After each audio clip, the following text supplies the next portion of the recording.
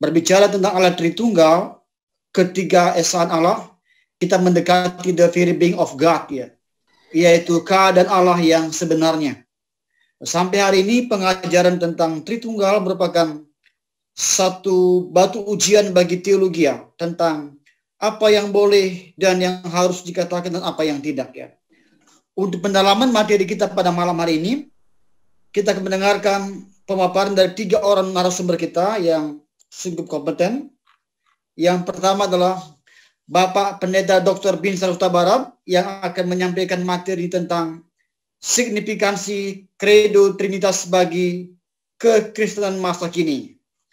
Pembicara kita yang kedua adalah Bapak Pendeta Maningtiro Uling MPH dengan tema yang disampaikan tentang kondisi dan situasi Trinitarian dalam pelayanan gereja saat ini.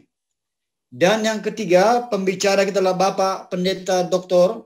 Togado Siburian akan menyampaikan tentang tema berkat keselamatan dalam paham Trinitarianisme. Kepada bapak-bapak para pembicara, saya beri kesempatan 1 orang selama 20 menit, ya. Selama 20 menit.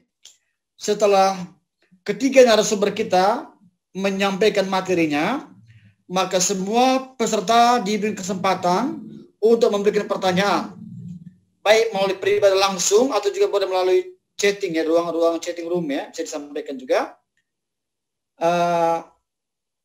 Sebelum kita berdoa juga saya sampaikan, demi lancarnya acara webinar kita malam hari ini, supaya semua video diharapkan dihidupkan dan suara dapat di-mute, ya. Sebelum kita memulai acara kita untuk acara webinar kita malam hari ini, mari kita berdoa bersama-sama, ya. Mari kita berdoa. Bapa di dalam surga, Tuhan yang kami sembah di dalam nama Tuhan Yesus, malam hari Tuhan kami mengucap syukur ada satu kesempatan yang Tuhan berikan kepada kami untuk membahas tentang gereja dan Trinitas. Kami berdoa supaya ketiga pembicara kami pada malam hari sungguh ditolong dan dipakai oleh Tuhan, supaya boleh menjadi menambahkan wawasan kami, supaya nama-Mu sendiri yang dipuji dan dipermuliakan. Terima kasih Bapa, di dalam nama Tuhan Yesus Kristus kami berdoa dan mengucap syukur. Amin. Untuk pembicara kita yang pertama, Bapak Pendeta Dr. Binsar Huta Barat, saya persilakan Pak. Terima kasih. Waktunya 20 menit Pak, sejak sekarang. Baik, terima kasih untuk Pendeta Antonius Kaban. Saya diminta untuk berbicara tentang signifikansi Credo Trinitas bagi gereja masa kini. Sebelumnya saya ingin membaca firman Tuhan dulu dari kitab 2 Tesalonika pasal 2 ayat 15 sampai 17. Kitab 2 Tesalonika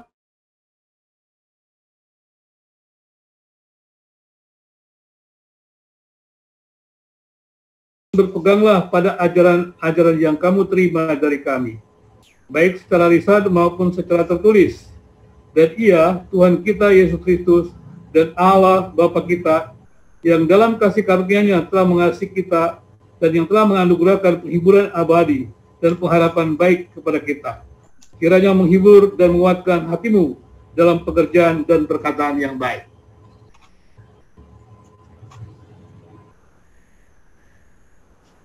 Baik. Jadi, kalau kita melihat kata-kata yang dikatakan oleh Alkitab, maka dengan jelas kita mengerti bahwa ketika orang menjadi percaya, mereka harus bertekun, bertumbuh, dan berpegang kuat pada ajaran firman Tuhan. Dan di sini dikatakan juga oleh Paulus kepada jemaat di Tesalonika bahwa mereka itu harus berpegang kepada kebenaran firman Tuhan, baik tertulis maupun yang dikatakan secara lisan. Pada waktu itu kita tahu bahwa Alkitab Perjanjian Baru belum diterbitkan, berarti masih dalam perkataan-perkataan yang ada. Tapi kalau kita mau lebih jauh melihat kondisi saat ini, hampir tidak ada lagi sebuah perkataan-perkataan yang penting yang tidak dituliskan. Demikian juga kita tahu tentang Credo Trinitas. Artinya adalah semua kebenaran-kebenaran, secara khusus kita tahu bahwa Alkitab yang kita terima harusnya menjadi dasar bagi doktrin, bagi pengetahuan tentang kebenaran firman Tuhan. Dan kemudian juga interpretasi dari Alkitab, dari para ahli-ahli gereja, konsili, dan bapak-bapak gereja yang ada, itu juga harus kita hormati. Karena mereka berusaha menginterpretasikan Alkitab, bahkan dikatakan sebagai kredo, ya. Kemudian juga menjadi pengakuan iman rasuli begitu. Itu adalah suatu interpretasi yang bertanggung jawab sebenarnya. Artinya mereka mencoba menjelaskan Alkitab dengan secara jelas, sehingga dengan demikian jemaat yang tidak mampu berteologi, mampu mengerti dengan baik dan menerapkannya. Terus terang saya mengatakan bahwa tidak semua jemaat bisa berteologi. Memang secara sederhana teologi itu kan pembicaraan tentang Allah. Tapi sebenarnya secara tepat teologi itu adalah bagaimana mengerjakan teologi berdasarkan metodologi yang benar. Apalagi kalau kita bicara tentang teologi ilmiah, ya, menggunakan metode ilmiah, berarti kita bicara tentang metodologi. Jadi orang yang tidak belajar metodologi tentang berteologi, mereka tidak bisa membangun sebuah teologi. Dan kita lihat sekarang terjadi di mana-mana perdebatan, karena tidak ada metodologinya. Kalau tidak ada metodologi, tidak ada standarnya. Kalau tidak ada standarnya, orang berbicara apa saja. Nah, ini menjadi persoalan juga. Terus sebabnya kita menyaksikan banyak orang berdebat antar denominasi, dan debatnya debat kusir. Karena tidak ada standar, tidak ada kriteria untuk mengatakan benar atau salah. Nah, ini menjadi persoalan. Jadi saya katakan di dalam Alkitab, bahwa kita itu harus berpegang kepada kebenaran firman Allah, kepada Alkitab. Juga interpretasi terhadap Alkitab. Apalagi orang-orang yang bertanggung jawab untuk menginterpretasikan Alkitab, sehingga dapat diterapkan dalam hidup kita. Inilah yang saya katakan harusnya kita menghormatinya, kita menghargainya. Gereja masa kini juga demikian. Jadi tidak ada orang yang bisa berteologi tanpa menghargai Alkitab dan tanpa menghargai interpretasi Alkitab pada masa lalu hingga masa kini. Jadi kita tidak bisa membuat interpretasi baru tanpa tahu atau tanpa berdasar Alkitab dan juga tanpa tahu interpretasi yang ada. Bahkan sebenarnya kalau bicara tentang metodologi berteologi yang benar, maka ketika kita membaca Alkitab, biarpun itu menafsirkan secara sederhana maupun gramatika histori, kita mesti membandingkan dengan yang lain, yang satu sinode, kita membandingkan lagi dengan sinode-sinode yang lain, dan menghargai interpretasi yang ada, barulah kita bisa melihat bahwa benar kita mempunyai sebuah tafsiran yang mendekati Alkitab, gitu. Bukan mendekati kelompok tertentu, begitu. Dan tidak pernah sama dengan Alkitab. Ya, karena Alkitab itu kan adalah firman Allah, ya. Dan dari Allah sendiri, dan kita hanya menginterpretasikan. Tadi saya katakan, mesti tahu metode berteologinya. Nah, tapi sekali lagi kalau kita lihat di sini, bahwa diminta kita bukan hanya berteologi, kita mencari tahu tentang Allah, kita memahami doktrin-doktrin yang ada, kita memahami kredo-kredo yang ada, bukan hanya itu. Kita juga diminta oleh Tuhan adalah untuk menerapkannya, hidupnya. Hari-hari ini saya memperhatikan ada sesuatu yang aneh. Orang lebih senang menghakimi orang lain itu sesat atau tidak sesat. Memang berbeda dengan gereja mula-mula. Gereja mula-mula itu kan menjaga doktrin, berarti artinya dia sudah siap dianiaya. Sekarang orang lain, gereja-gereja tertentu, seperti menjaga doktrin, memurnikan, tetapi menyerang yang lain, itu saya nggak paham juga. Dan dianggap sebuah pahlawan untuk membela kebenaran. Padahal Allah tidak perlu dibela. Kita hanya diminta hidup dalam kebenaran, melakukan kebenaran. Membela kebenarannya, kebenaran itu tidak bisa dibela. Dia hanya bisa dihidupkan, disuarakan. Jadi tidak bisa membela kebenaran dengan cara-cara tidak benar. Tidak bisa membela kebenaran dengan cara-cara yang tidak adil, tidak bisa. Jadi ketika kita membaca firman Tuhan, kita menginterpretasikan setiap warisan daripada kredo ataupun pengakuan iman, kredo Trinitas, itu penting sekali supaya kita lebih mendalami.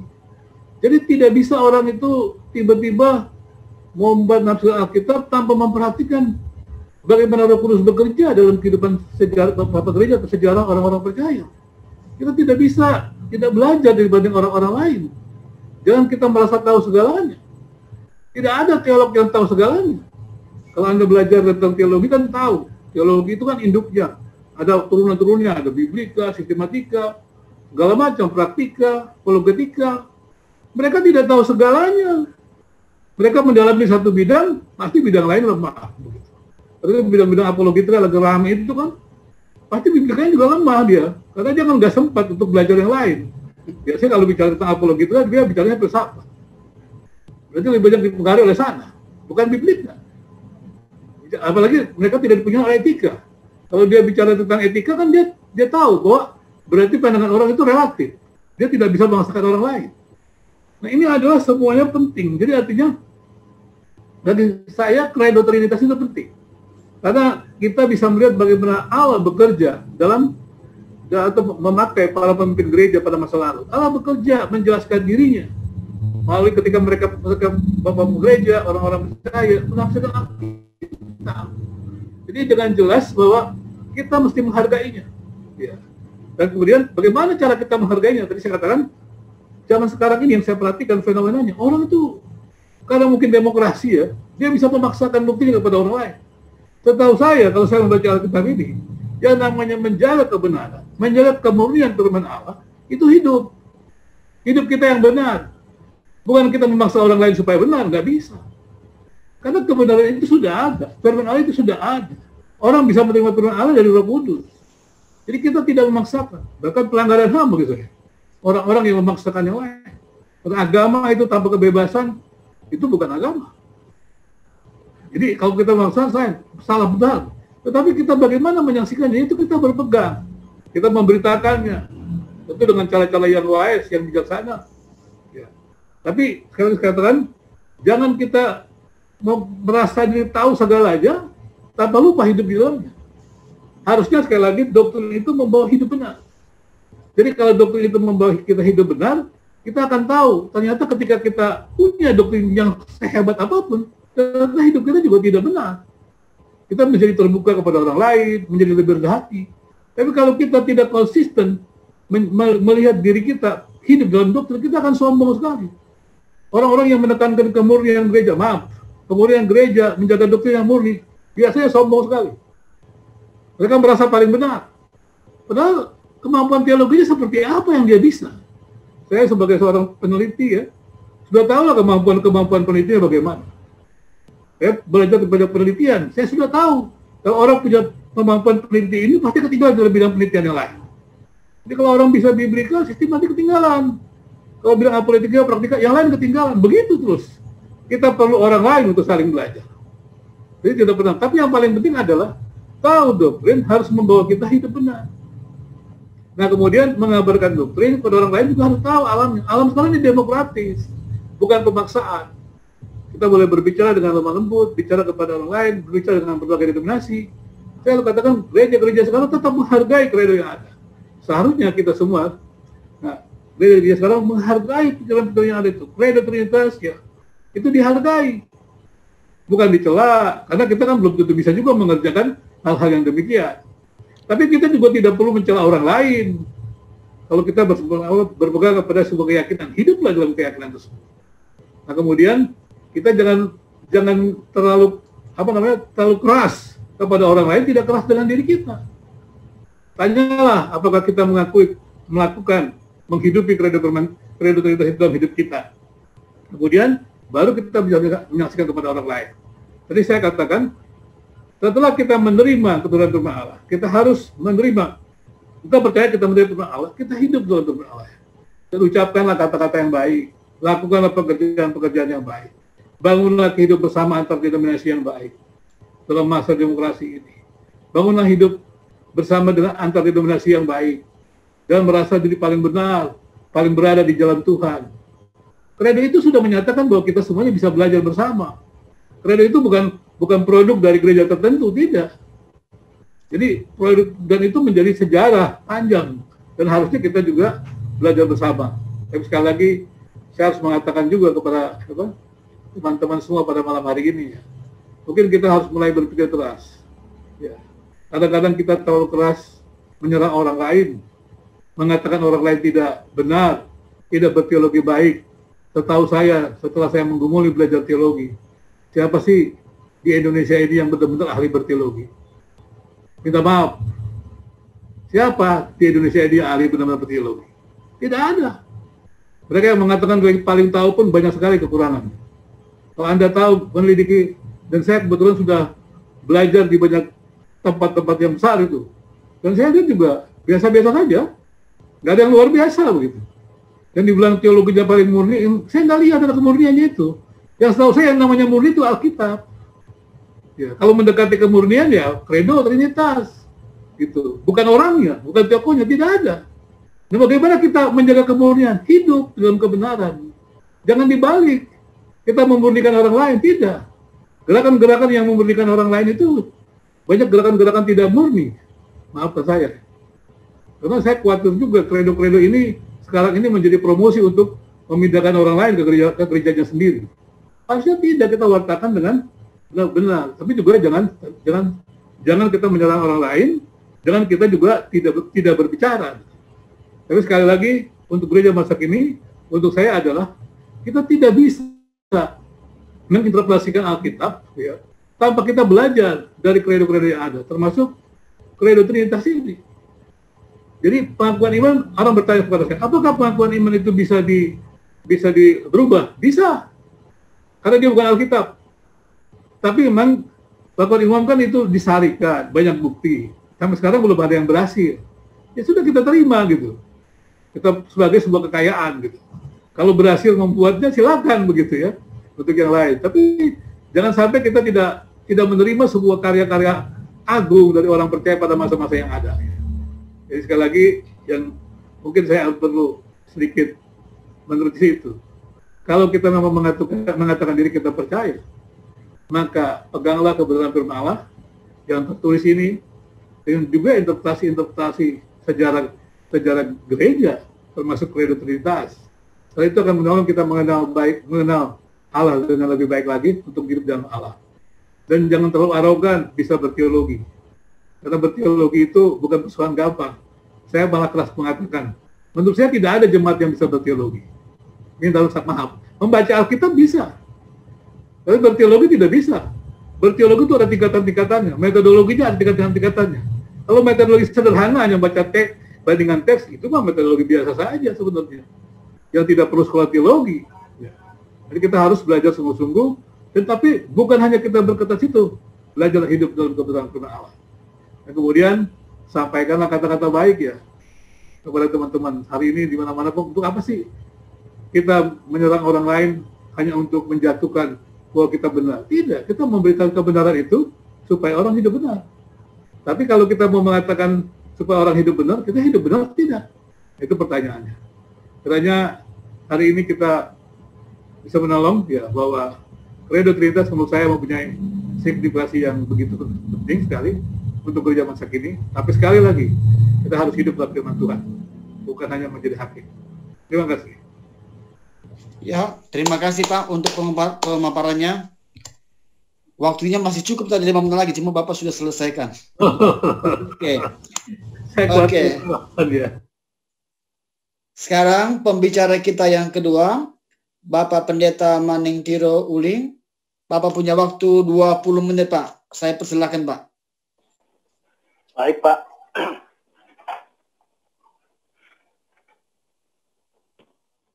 Ya, baik, Pak. Tema atau topik yang diberikan kepada saya itu adalah kondisi dan situasi Trinitarian dalam pelayanan gereja saat ini. Ketika saya membaca tema ini atau topik ini, kondisi dan situasi Trinitarian dalam pelayanan gereja saat ini, maka dalam pikiran saya ada dua. Yang pertama, term Trinitarian. Trinitarian. Term ini adalah iman kita.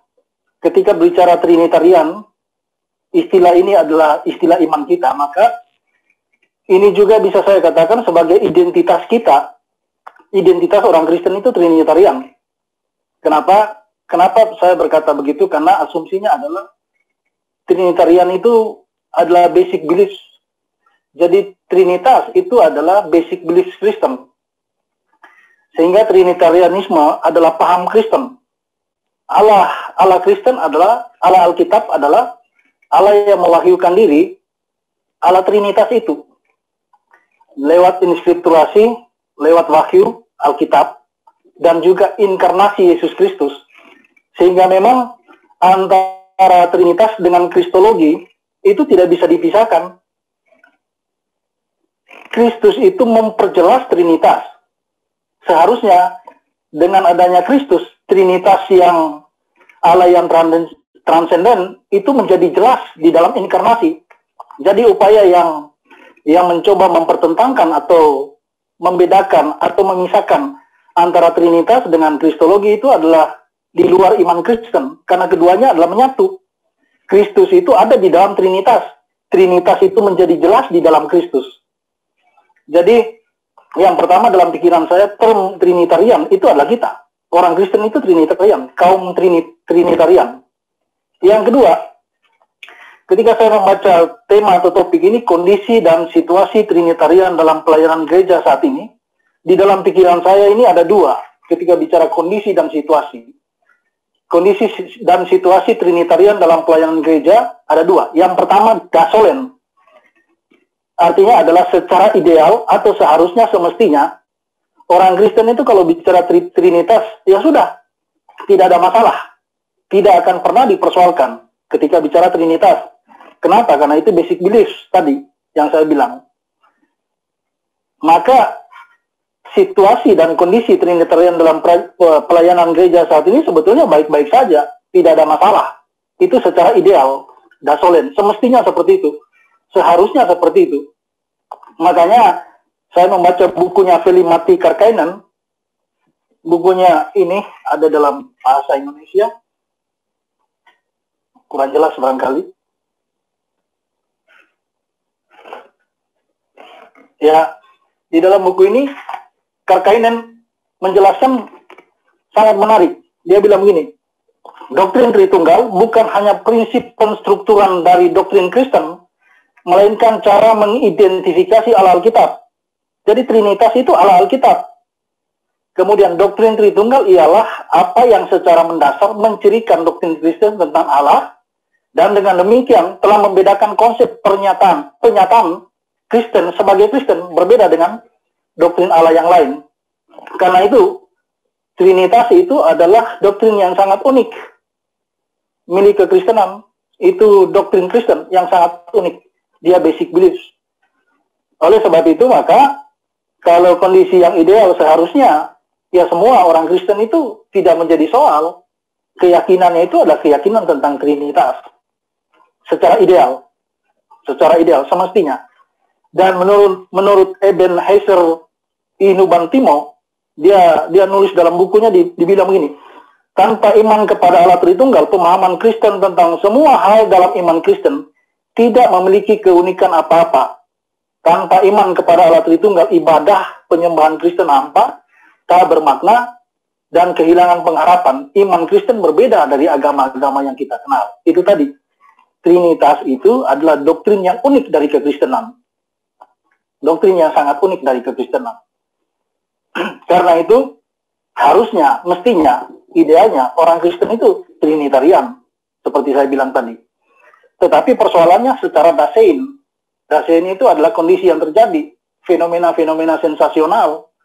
Atau kenyataan yang muncul akhir-akhir ini yang saya amati dalam pandangan saya secara pribadi. Yang saya amati adalah adanya segelintir orang yang menolak Trinitas. Segelintir orang yang tidak menerima doktrin ini. Yang seharusnya secara gasolen, ini adalah keyakinan yang paling mendasar. Alasannya adalah ya mencoba mencari titik temu teisme Kristen dengan non-Kristen. Padahal teisme Kristen itu Trinitarian. Unik tadi. Tidak sadar bahwa teisme Kristen itu adalah Trinitarian. Atau karena merasa malu menganggap bahwa Trinitas itu terjebak kepada triteisme. Nah, dari soal ini maka secara kenyataannya terjadi penolakan, bahkan sanksi terhadap Trinitas. Padahal idealnya orang Kristen itu Trinitarian. Muncul fenomena menolak doktrin Trinitas yang bukan ajaran Alkitab. Harusnya secara idealnya ini tidak menjadi soal pada situasi dan kondisi yang ideal. Nah, yang menjadi persoalannya adalah, yang saya soroti adalah ketika antara yang ideal dengan kenyataannya ada gap, terjadi kesenjangan, maka ketika Trinitas itu ditolak atau disangsikan, maka otomatis identitas kita yang Trinitarian tadi bisa berubah. entah menjadi Unitarian atau Binitarian atau apa. Padahal identitas kita Trinitarian. Tentu saja konsekuensinya menjadi fatal ketika terjadi perubahan tadi. Yang keyakinan yang basic tadi itu tidak dipegang lagi atau ditolak, maka ada beberapa kesalahan fatal. Yang pertama saya lihat pada level dogma Kristen.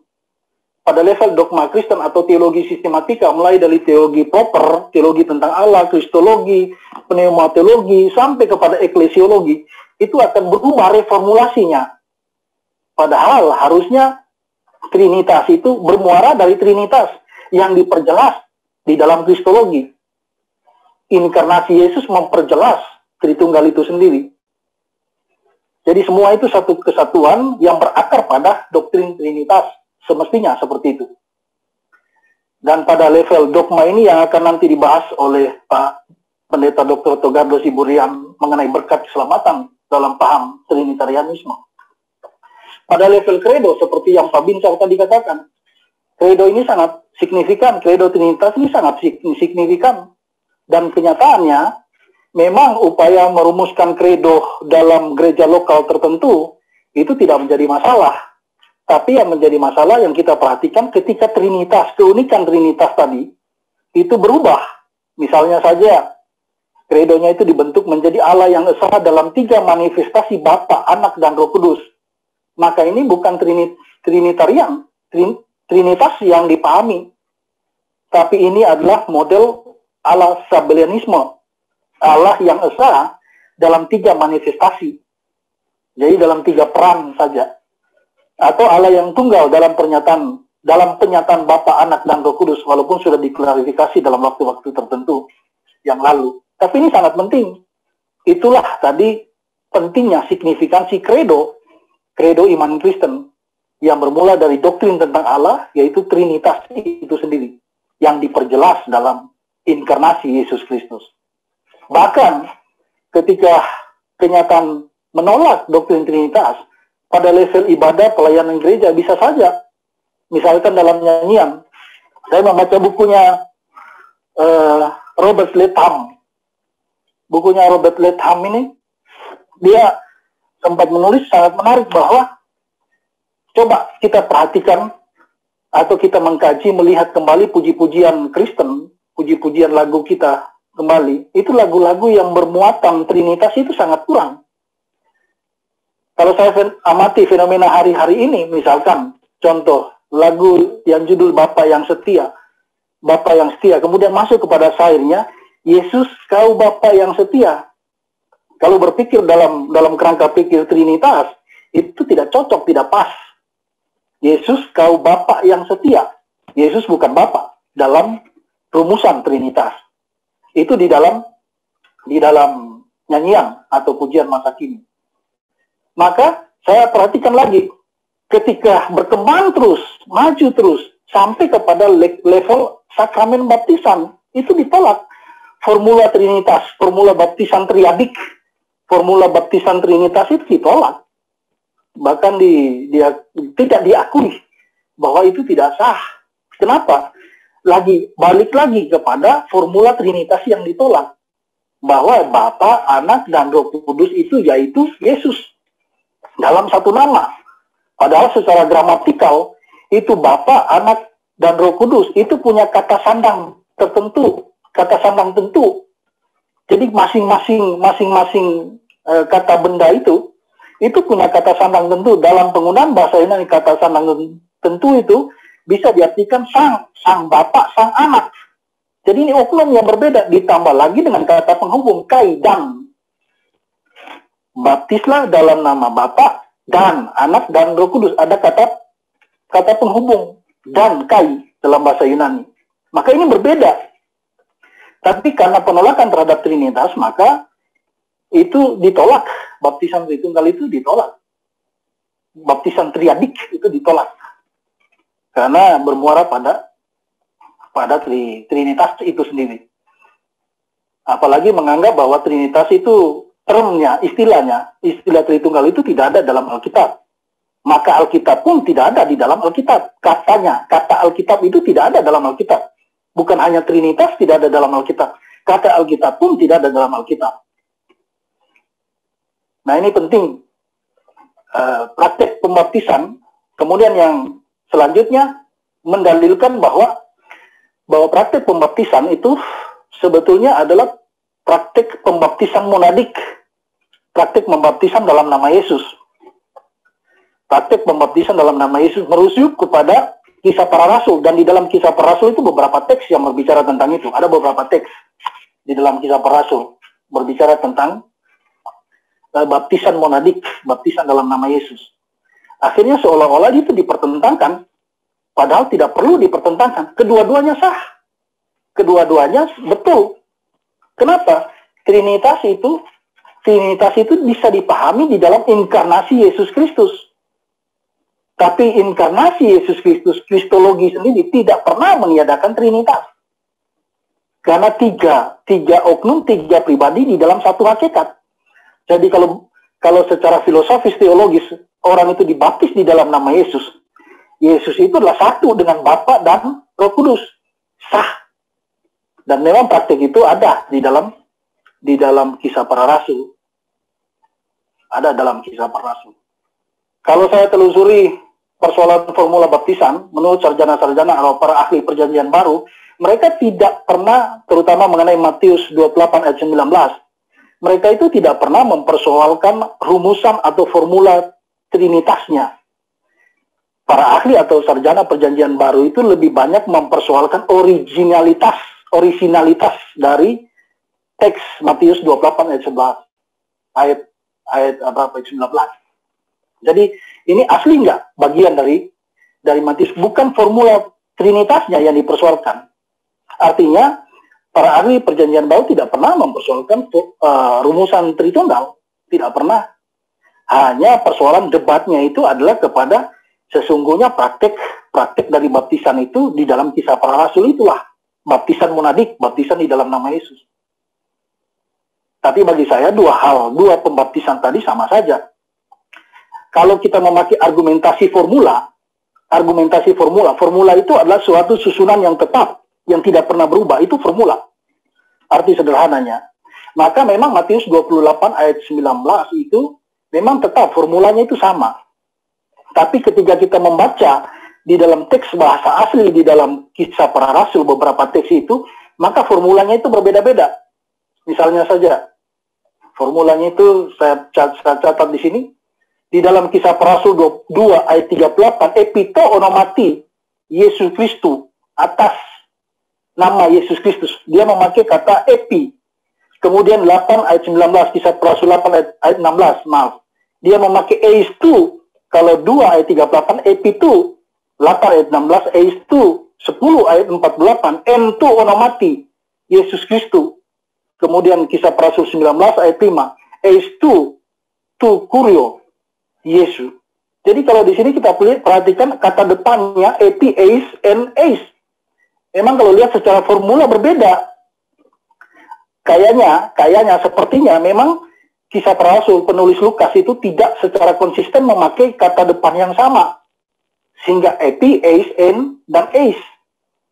Kemudian bentuk kasusnya juga berbeda. Kasus yang dipakai ada kasus datif dan kasus akusatif. Kalau konsisten dengan istilah formula. Tapi memang argumen ini sangat rendah, menurut saya sangat rendah kualitasnya. Hanya berdasarkan kepada penggunaan perbedaan dari kata depan dan kasusnya itu sendiri. Walaupun bagi sebagian orang ini bisa dipermasalahkan. Bagaimana mungkin sebuah formula kok bisa berubah? Sedangkan formula itu mengasumsikan harus tetap. Maka memang secara saklek yang benar formula baptisan itu adalah formula baptisan yang ada dalam Matius 28 ayat 19. Tapi bagi saya dalam pandangan secara sistematik teologi, bahwa tidak ada soal baptisan dalam nama Yesus dan baptisan dalam nama Tritunggal. Dua itu sama saja, bisa dipertukarkan, bisa dipakai keduanya. Karena kehadiran Yesus adalah kehadiran tiga pribadi yang tidak dapat terpisah dan tidak dapat berpisah satu dengan yang lainnya. Mereka satu. Itu namanya Trinitas. Nah, akhirnya saya mencatat bahwa memang dari segi konteks Kalau kita perhatikan dari segi konteks dalam Kisah Para Rasul, ketika Petrus berbicara tentang baptisan dalam nama Yesus, catatan-catatan, narasi-narasi di dalam Kisah Para Rasul, walaupun berbicara tentang baptisan Yesus, tapi dalam Kisah Para Rasul catatan mengenai karya Roh Kudus itu sangat melimpah, mulai dari pencurahan Roh Kudus dan seterusnya, ungkapan-ungkapan oknum Roh Kudus itu sangat melimpah. Artinya memang berbicara tentang Kristus tidak bisa lepas dari pribadi-pribadi yang lain. Itulah Trinitas. Itulah Trinitas.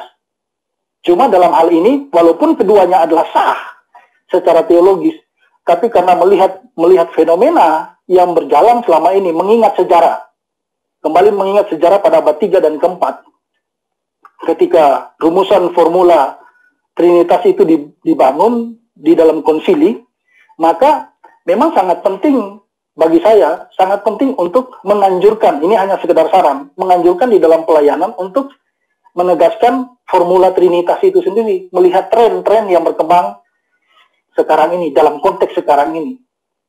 Adanya penolakan terhadap doktrin Trinitas itu sendiri. Jadi kalau melihat tema ini, maka ada dua di dalam pikiran saya simpulkan, identitas Trinitarian itu identitas kita sebagai gereja. Tidak mungkin gereja itu tanpa Trinitas. Gereja itu lahir dari karya Trinitas itu sendiri. Dan Trinitas ini menjadi jelas di dalam inkarnasi Yesus Kristus. Catatan tentang Trinitas sangat jelas di dalam inskripturasi kitab suci, Alkitab itu sendiri, yang dikanon di dalam pemikiran Trinitas dan Kristologi. Keduanya saling mengikat dan tidak mungkin terlepas satu yang lain dengan yang lainnya. Maka penutupnya, bagi saya adalah baik baptisan Tritunggal dan monadik, keduanya sah. Kristus memperjelas Trinitas sehingga baik Trinitas dan Kristologi tidak saling meniadakan. Mengingat aspek sejarah Trinitas yang salah dipahami, maka penting kembali untuk menegaskan dalam pelayanan gereja baptisan triadik atau Trinitas itu sendiri. Sekian Pak, mungkin habis waktu saya. Ya Pak, terima kasih Pak ya. Ya. Tuhan memberkati. Ya.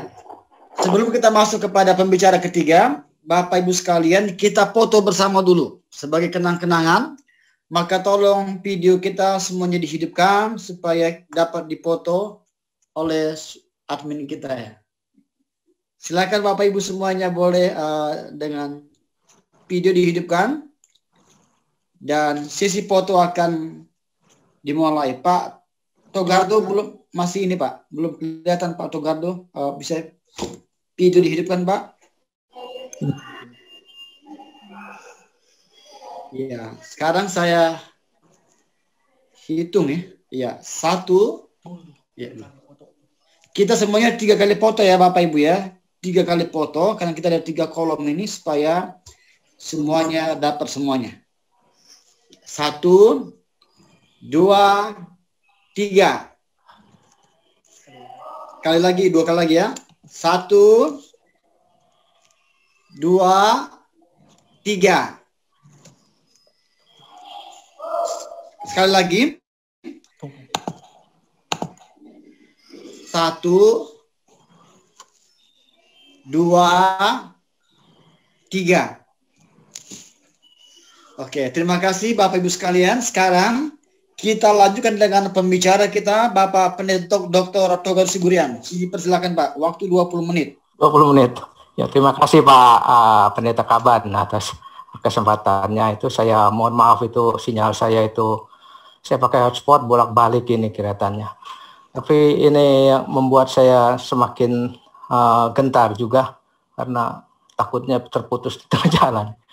Tapi saya bersyukur kali ini melihat gereja dengan Trinitas itu karena ada begitu banyak orang itu sedang mencari pansos atau gimana itu sehingga Trinitas kok dimaini untuk menjadi suatu debat yang saling ini. Tapi dalam sejarah pun pernah ada juga sebenarnya seperti demikian. Untuk itu saya akan mulai dengan satu hal yang akan saya angkat di sini adalah saya akan share screen sedikit itu untuk ini. Moga-moga itu saya bisa dikasih ini, kasih kesempatan untuk ke host. Atau kalau agak susah itu minta tolong tadi saya sudah kasih ke ini. Mana belum kelihatan. Kalau enggak saya akan coba sendiri aja. Oke. Oke. Udah bisa. Oke, saya tutup lagi sedikit biar kita lihat. Saya lihat lagi. Nggak bisa jalan. Oke, saya akan ini aja. Saya akan berbicara aja kalau gitu. Ini bisa, belum bisa.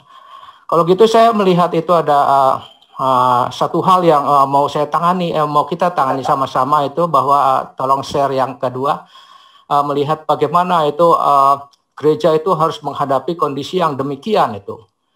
Ini dalam kondisi yang demikian kita melihat satu hal itu bahwa anak gereja itu sedang dibanting.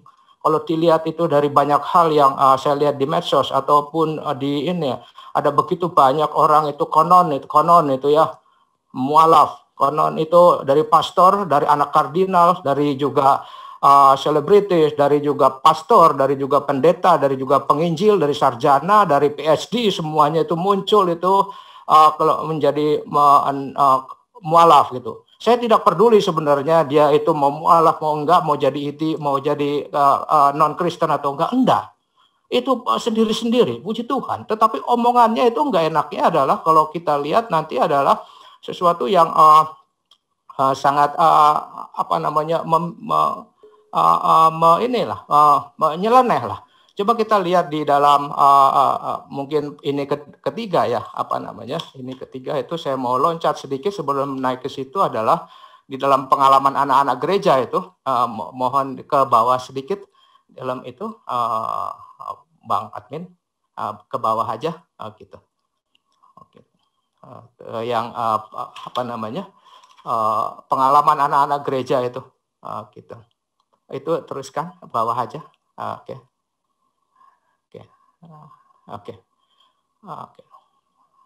Nah, ini yang saya bilang itu konon dipermalukan, konon diejek, konon dimusuhi, konon dihina. Dari dulu kita begitu. Saya sekolah di negeri. Saya dulu walaupun di Jakarta itu dulu kurang begitu adab lah dalam kondisi agama, sehingga selalu diejek, dihina, dan ini Allah konon katanya kafir loh. Karena apa? Allah tuh kamu tuh tiga itu politeis.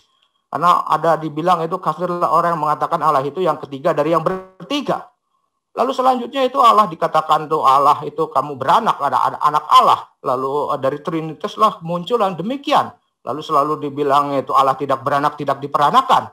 Siapa yang nggak tahu? Memang Allah bisa kawin lalu beranak kan itu kan aneh. Tetapi ini jadi alasan oleh orang-orang untuk karena saya tidak mengerti Allah Tritunggal. Saya tidak mengerti dari dulu. Pendeta saya tidak mengajari. Omong kosong. Tapi kalau emang pendeta nggak mengajari itu, aduh, saya juga bisa silent juga tuh ya. Karena saya dosen. Langsung aja saya ngamuk aja sedikit. Kenapa jemaatmu tidak diajarin Trinity itu? Yang sejujurnya, yang sebaiknya. Oleh karena itu ditambah lagi dengan namanya itu yang ketiga alasannya itu. Ada Injil Barnabas yang palsu itu. Di dalamnya berisi penangkalan ini dan itu Pak ada Injil katanya Injil ini yang tidak berisi itu yang asli itu. Kamu belum pernah baca. Tetapi langsung menyangkali itu ini yang dinamakan oleh saya itu monoteisme ekstrim selalu menyerang begitu. Ini kekacauan juga kalau kita tidak hadapi gereja. Oleh karena itu para pendeta, para pastor, para guru Injil itu harus menjelaskan secara jujur dan efektif. Tuh. Mungkin ini yang dinamakan fungsi iman apologetis gereja, yaitu penjerihan dan pemberitaan. Oleh karena itu kita akan melihat itu satu hal yang kita akan balik lagi tosip 2 tesis itu ya, 2 tesis yang ke atas di bawah itu, di bawah flyer. Saya mulai dengan ini. Oke. Nah ini yang tadi itu ya, oke. Atas sekali. Paling atas aja, langsung ke atas itu karena tadi salah letak. Nah, ini dia nih. Ini saya katakan satu hal, ini tesis saya yang dua hal yang akan saya bagikan, yaitu pertama itu bagi gereja, bagi anak-anak gereja harus sadar dan sesadar-sadarnya akan pemahaman Allah Tritunggal. Justru karena Allah Tritunggal yang kita percayalah, kita ada jaminan keselamatan. Ada kepastian akan keselamatan dan jaminan akan keselamatan. Ini puji Tuhan itu loh. Kalau nggak ada Trinity, tidak ada yang memilih, tidak ada yang menebus, tidak ada yang menjamin. Ya bekerjalah sendiri di situ secara agama, patuhilah agama itu. Sampai tua nggak akan ada keselamatan itu. Tapi ini anugerah Tuhan. Bahkan itu bagi nanti implikasinya bagi agama-agama keberadaan kita adalah agama pemahaman Trinitas itu menjamin adanya toleransi beragama itu. Karena Allah kita Allah Trinity, personnya 3. 3 itu saling berkomunikasi, saling berelasi sudah biasa. Coba kalau sendirian tuh di atas itu loh. Ngamukan tuh Allahnya itu loh. Sewotan tuh loh. Kayak saya gitu loh ya. Nah ini satu hal itu. Kalau kita lihat Yahudi itu, liatin tuh. Kalau tanpa membaca PL berdasarkan PB itu, gawat kita semua. Pasti Allahnya ngamukan. Makanya banyak nyanyi Allah akan menginjak-injak tuh ya. Nah itu modal PL dan sebagainya. Lo ngecek-ngecek ini pluralistis begitu besar Allah menginjak-injak. Ngapain Allah menginjak-injak? Di dalam Kristus Yesus bilang itu mata ganti mata. Dia bilang begitu. Saya bilang itu jangan. Kan Tuhan Yesus bilang itu ya. Ini dalam kondisi yang demikian tidak perlu debat. Dalih apologetika apapun cuma itu namanya itu hancur perbandingan agama, ajaran agama. Nggak bisa sama sekali itu loh.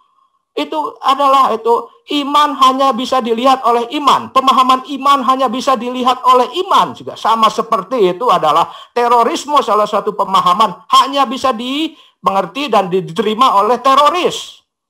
Ini sudah jelas itu karena posisinya teismenya itu berbeda, itu ideologinya berbeda.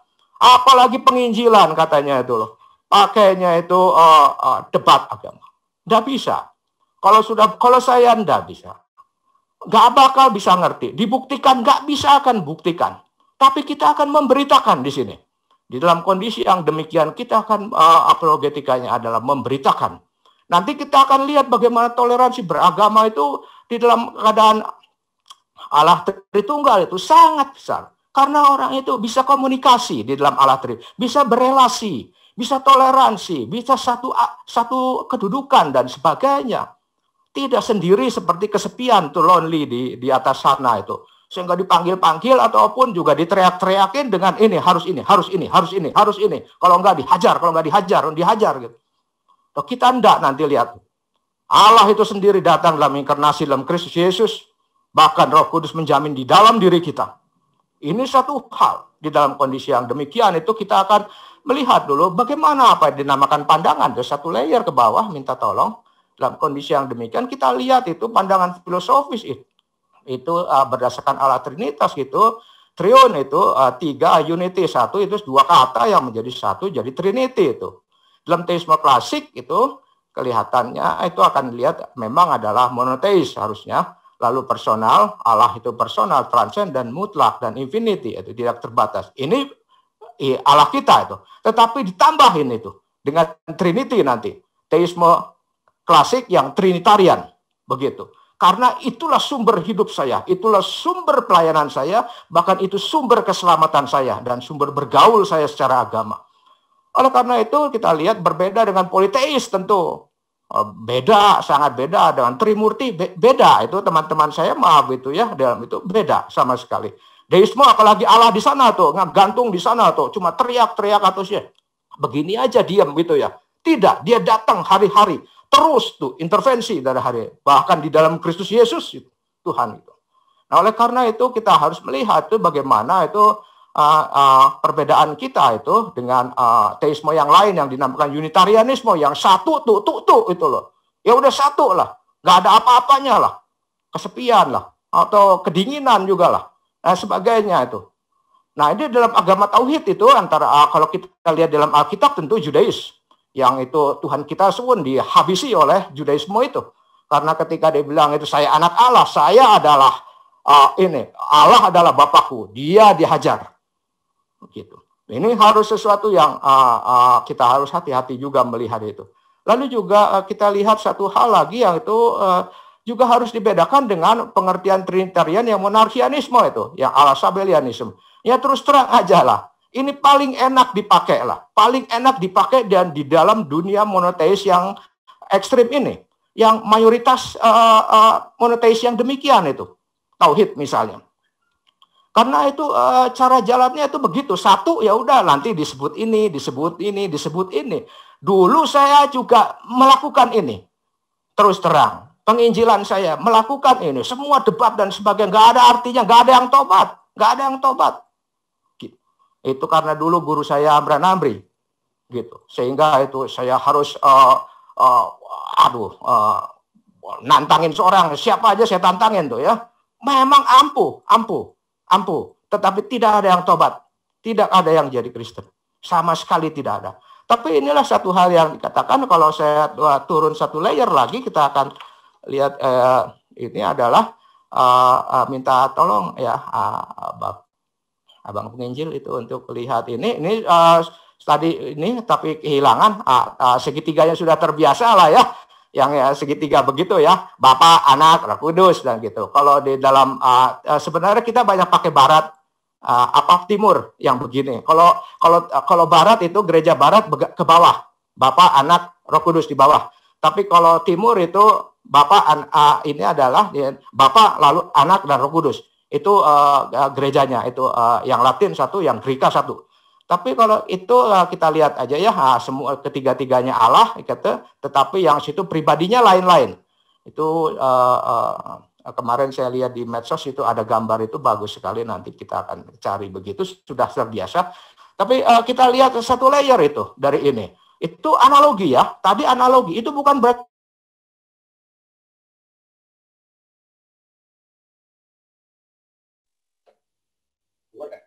Don't speaking. Don't speaking.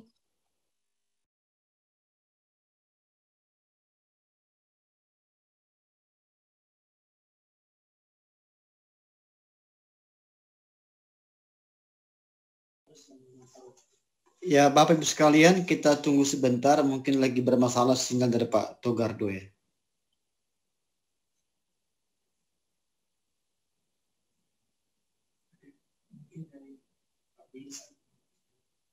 Apa?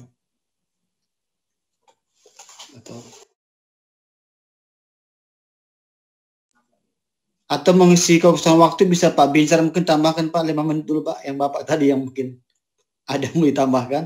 Bagaimana Pak Binsar? Sampai menunggu Bapak Pak Togar. Baik, terima kasih.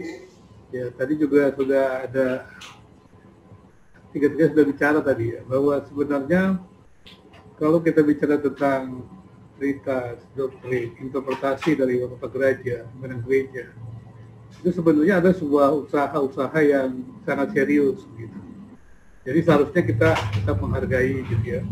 Karena memformulasikan sebuah kredo itu bukan persoalan gampang, itu persoalan yang susah sekali. Bahkan menjadi seorang ahli teologi itu, ahli teologi yang mumpuni, itu memerlukan waktu yang panjang sekali, sulit sekali. Dan saya selalu katakan menjadi teolog itu panggilan Tuhan yang mulia, tapi perlu kerja keras. Bukan hanya kerja keras otaknya pintar, tapi juga hatinya untuk Tuhan, hidupnya benar. Kalau nggak bisa apa-apa. Jadi tadi katakan bahwa kita punya pemahaman yang benar. Tadi Pak Togardo mengatakan, menjelaskan mengenai doktrin tentang Trinitas gitu ya. Di dalam Alkitab dikatakan dengan tegas gitu ya. Menjadi sebuah penciptaan. Kalau saya mau katakan banyak hal sih bisa saja. Misalnya juga semua alam ini kan dicipta juga dengan pikirannya semuanya ada Trinitas. Misalnya manusia juga begitu, Trinitas. Manusia itu kan satu dalam keberagaman kan. Alam juga begitu, dan mengelola apapun juga sebenarnya dari Trinitas. Jadi satu dalam keberagaman itu. Jadi kita tidak bisa sebenarnya. Jadi kalau Allah kita Trinitas, sebenarnya segala sesuatu yang menjadi jawaban juga itu sebenarnya. Kalau saya malah lebih jauh lagi mengatakan. Itu jawaban semuanya, bukan hanya persoalan keselamatan. Persoalan hidup juga begitu. Kalau kita mau hidup bersama, nggak bisa kita tidak menerima jalan satu dalam keberagaman itu. Ya. Jadi kita sama-sama manusia sejati, ya, sama-sama manusia, tetapi tetap di dalam keberagaman juga. Makanya kita memperlakukan orang juga harus juga jelas. Jadi ini sebenarnya kalau yang lebih jauh lagi mengatakan bukan hanya ciptaan itu juga disemangati oleh Trinitas, tetapi juga bagaimana mengelolanya juga hal yang demikian. Maka kalau kita tidak mengerti ini, maka persoalannya di dalam kehidupan kita akan menjadi masalah. Tapi sekali lagi saya katakan, kita tidak bisa memaksakan orang lain. Kebenaran itu bukan dibela, dihidupi gitu. Karena Tuhan tidak perlu pembelaan kita. Kita dihidupi dan kemudian kita menyaksikan, memberitakannya. Dengan demikian maka akhirnya apa yang kita yakini ya itu bisa juga menjadi berita kepada orang lain. Karena iman itu tidak bisa dibuktikan. Ya. Kalau saya mengatakan bahasa iman itu tidak bisa dibuktikan. Tetapi saya bisa menjelaskan. Karena pada waktu saya membaca Alkitab, berteologi, saya pakai pikiran ya, dengan hati kepada Tuhan. Kemudian ketika saya mencari validasinya, saya tidak bisa membuktikannya gitu. Tidak bisa, tapi saya bisa menjelaskannya. Karena kebetulan Allah itu dari Allah kan. Kemudian Allah memberikan kepada kita untuk bisa mengertinya. Tapi pembuktiannya itu tidak ada, bukan sains. Kalau sains itu ada pembuktian. Jadi sebenarnya ketika kita menjelaskan Trinitas, kita bisa menjelaskannya. Masuk di akal, masuk. Cuma pembuktiannya dengan bukti-bukti yang lain ada nggak? Bagaimana bisa ada Allah yang tidak serupa dengan apapun juga, mana bisa disandingkan dengan yang lain? Ini contoh-contoh seperti demikian. Jadi kita mau jelaskan setengah mati pun kepada orang lain yang tidak percaya, bisa. Tapi kita menyaksikan, bisa. Gitu. Mungkin itu kali ya, yang terakhirnya tadi ingin dikatakan Pak Togardo kali ya. Iya Pak, terima kasih Pak Binsar. Sekarang kepada Bapak Ibu sekalian diberikan kesempatan untuk bertanya kepada pembicara kita, narasumber kita, walaupun Pak Togardo lagi berusaha sedang masuk. Dipersilakan kepada Bapak Ibu semua yang mau bertanya, silakan langsung bertanya kepada narasumber kita, sebutkan namanya, atau juga boleh juga menulis di ruang chatting room ya. Sekarang kepada Bapak Ibu saya persilakan yang mau bertanya. Langsung kepada para pembicara yang mana yang mau ditanyakan. Silakan, terima kasih.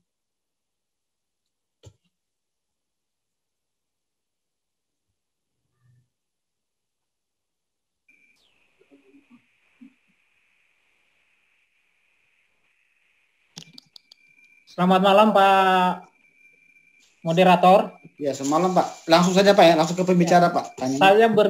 Saya bertanya kepada 3 narasumber.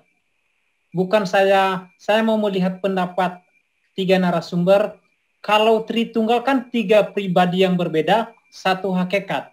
Jadi tolong para narasumber, apa perbedaan pengertian pribadi dengan hakikat itu sendiri, sehingga kita yang mendengarkan malam hari ini, kita bisa teruskan kepada orang-orang yang kita beritakan firman Tuhan itu. Pembicara kedua itu tadi sebenarnya bagus sekali. Itu Matius 28 ayat 19c itu sudah cukup sebenarnya. Dengan eksegesis ayat itu tidak bisa tidak. Allah itu 3 pribadi yang berbeda, 1 hakikat. Nah sekarang saya mau tanya, ini 3 pribadi itu pengertiannya apa, lalu hakikat itu pengertiannya apa. Tentu saja saya punya pendapat sendiri, tapi saya mau memperluas pengertian saya dari para narasumber yang hebat-hebat ini, dokter-dokter ini. Terima kasih Pak. Ya, terima kasih Pak Opini. Silakan Pak narasumber. Silakan untuk memberikan jawabannya Pak. Ya, boleh Pak Tiro, boleh Pak Binsar, yang mana? Silakan. Boleh, 3-3-nya nih.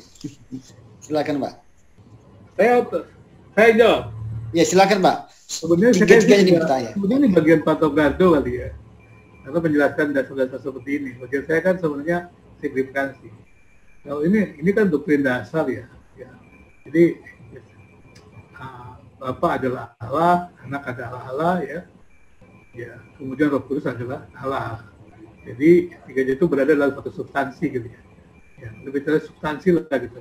Pakai bahasa itu. Kalau Yesus kan jelas ya. Dia justru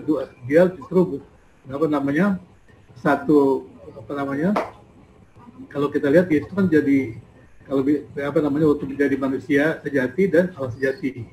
Jadi dia tuh sebenarnya 2 gitu. Sepertinya kalau Allah itu tunggal itu 1 gitu, bedanya di situ. Jadi bukan berarti Yesus jadi manusia jadi 2. Dua pribadi tidak. Dia 1. Tapi kalau Allah bedanya hakikat sama pribadi apa? Dia 1 gitu. Ini dibedakan kalau kita bicara Allah Tritunggal dan kemudian bicara tentang Yesus ya. Jadi kemanusiaan dan ketuhanan Yesus itu tidak bercampur, tidak terpisah gitu ya. Gitu. Mesti tahu itu. Kemudian kalau pribadi ya jelaslah ya. Bahwa 3 pribadi itu kan memiliki identitas ya, yang sebenarnya walaupun dia punya pikiran perasaan yang berbeda, tetapi dia tidak ada perlawanan gitu loh. Dia ada kesatuan karena dia berada di dalam sebuah satu substansi begitu. Jadi memang menggambarkan itu agak susah sih. Saya sih mengatakannya paling saya katakan ya anak adalah Allah, Bapa adalah Allah, ya kemudian Roh Kudus adalah Allah. Dia adalah satu substansi. Memang sih, jadi itu saya katakan itu kan penjelasan iman ya. Mau disaksikan kepada orang lain nggak bisa, nggak ada buktinya. Bagaimana Anda membuktikan ada Allah itu benar? Nggak bisa. Itu ada sebuah iman. Karena itu saya tidak suka perdebatan-perdebatan demikian. Hanya bisa, yang bisa menerima ini hanyalah ketika orang menerima Alkitab. Kalau orang menerima Alkitab, baru dia punya metodologi. Itu saya katakan tadi, metodologi. Nah, kalau bukan cari-cari ayat, cari ayat ini, bahasa ini itu dasar, maaf ya. Itu kan, sedangkan ayat kata itu kan berkembang, ada yang meluas, jadi itu lebih dalam lagi. Saya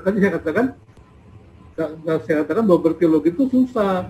Kalau sudah sampai ada orang yang membuat kredo, bahwa bergereja, lebih baik Anda menghargai gitu sebelum Anda bisa menolak. Ya, sebelum Anda menolak menghargai. Jadi maksud saya di situ gitu ya. Jadi kalau seperti pesan tadi, seperti saya contoh tadi, Bapa, Anak, dan Roh Kudus baptisan. Itu berbahaya juga loh. Di negeri ini banyak. Kalau Anda dibaptis nggak dengan kata Bapa, Anak, dan Roh Kudus, Anda baptis ulang. Ada gereja yang begitu. Tapi saya nggak beribut di situ gitu. Walaupun ada tadi kan mengatakan sama kan, nggak apa-apa gitu. Tapi kalau dalam gereja-gereja tertentu di Indonesia ada gitu. Sampai sekarang masih ada. Walaupun dia mengaku Trinitas, tapi begitu dia baptis, Bapa, Anak, dan Roh Kudus itu apa? Dalam nama Yesus kan? Kan bingung kan? Kan begitu kan? Dalam nama Bapa, Anak, dan Roh Kudus, yaitu dalam nama Tuhan Yesus Kristus. Kan bingung orang itu. Itu benar nggak itu? Nah, tapi ya itu kadang-kadang, saya itu kadang-kadang ya gimana ya mengatakannya. Ya, arti kata itu kita kadang-kadang dalam batasan-batasan pengetahuan seseorang itu kita memahami gitu. Tapi ya menurut saya sih memang kalau dia belajar lebih dalam, dia akan tahu.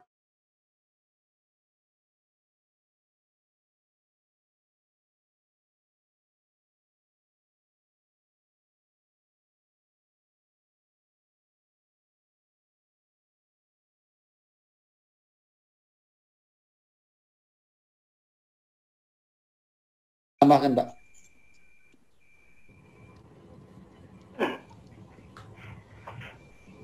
Ya, Pak. Pertanyaan Pak Ofili ya, Pak. Ya, Pak. Ya, Ofili memang penjelasan tentang pribadi itu memang antara Barat dengan Timur sempat berbeda sih. Hipostatis satu masuk kepada substantia, dua istilah yang sangat berbeda. Kemudian kalau pada masa kini pribadi itu dirujuk kepada individu gitu. Padahal juga individu dengan persona hipostatis dengan individu agak berbeda juga, karena individu itu mengimplikasikan, apalagi dalam bahasa psikologi itu mengimplikasikan bahwa memang keterpisahan individu. Saya sebagai individu pasti berbeda jauh dengan individu yang lain yang tidak ada hubungannya. Bisa saya tidak ada hubungannya. Nah, masalah pribadi Allah ini hipostatis itu tadi itu adalah persoalannya adalah mereka memang unik, punya keunikan tersendiri masing-masing, sehingga di dalam rumusannya itu Bapa bukan Anak, Anak bukan Roh Kudus bukan Bapa. Memang mereka unik, tetapi di dalam relasi. Jadi persona, ketika berbicara persona dalam term Trinitas itu adalah sebuah keunikan. Di dalam keunikan yang berbeda itu ada relasi gitu. Jadi berbeda dengan individu yang dimengerti dalam dunia psikologi yang berbeda. Tapi karakteristik dari pribadi itu selalu biasanya dirujuk adalah punya pikiran, kehendak, perasaan, kan seperti itu, Pak. Mereka punya pikiran, perasaan, dan kehendak. Tetapi masalahnya di dalam Trinitas, pikiran mereka adalah sepikir, sekehendak, dan serasa.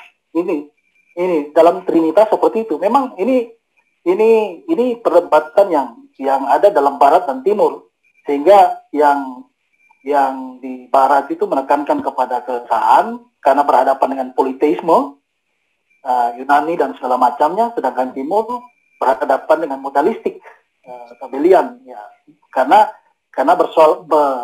berpijak kepada persoalan pribadi tadi. Tapi betul seperti Pak Binsar katakan bahwa kalau bicara hakikat, substansi itu memang satu, yaitu Allah. Tapi pribadi itu adalah mereka unik, berbeda, tetapi dalam sebuah relasi, persona tadi. Bukan individualistik. Mungkin seperti itu, Pak, penjelasan saya. Terima kasih Pak Tiro. Sekarang saya kembali Pak Togar, boleh Bapak lanjutkan. Sekitar Bapak punya waktu 5 menit untuk menyampaikan yang kurang tadi. Tapi juga sekaligus Pak ada pertanyaan dari Pak Opili. Apa perbedaan dengan sebutan pribadi dan dengan hakikat kepada Allah Tritunggal ini Pak? Silakan Pak Togar.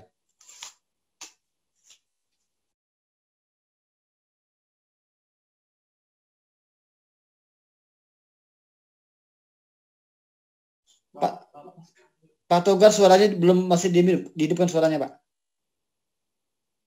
Suara Pak Togar dihidupkan Pak. Oke.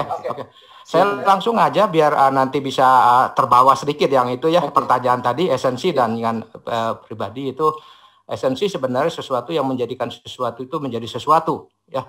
Itu kekudaan akan menjadikan itu seekor kuda, nggak bisa kemacanan menjadi seekor kuda itu lain. Tapi saya mau minta ini dulu, nanti saya akan ke situ di dalam itu setelah segitiga Bang, minta tolong ya Bang ya.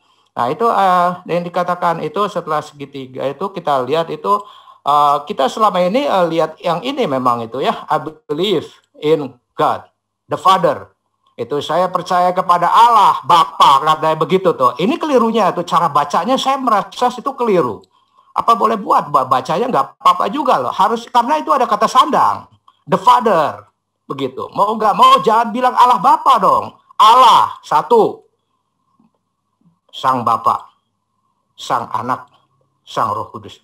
Ini sebenarnya idenya kayak begitu tuh di dalam Credo Rasuli itu saya baca berulang-ulang masalahnya karena dulu pendeta saya juga mengajarkan Allah Bapa, jadi nyambung. Saya bilang God the Father, Allah Sang Bapa.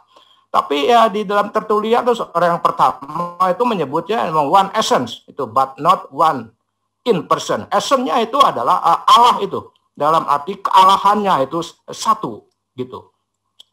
Lalu yang ini yang membedakannya adalah itu, yang mengudikannya adalah di dalam among the person itu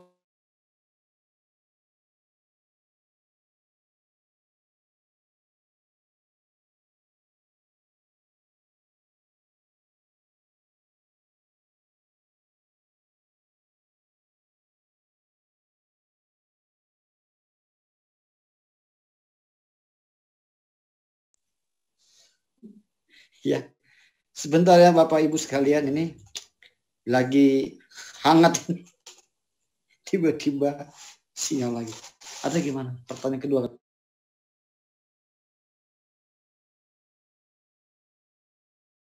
Iya, sebelum beliau masuk lagi, silakan. Kalau ada di antara Bapak Ibu yang mau bertanya kepada dua narasumber kita yang masih aktif ini, silakan. Selamat malam Bapak. Salam, silakan. Para senior semua. Ya, silakan Pak. Selamat malam Pak. Saya mau bertanya lebih khusus untuk Pak Manintiro mengenai objek kasih Pak. Jadi ditemukan bahwa terlikus dalam tulisan Bapak manusia di mata Allah, dikatakan bahwa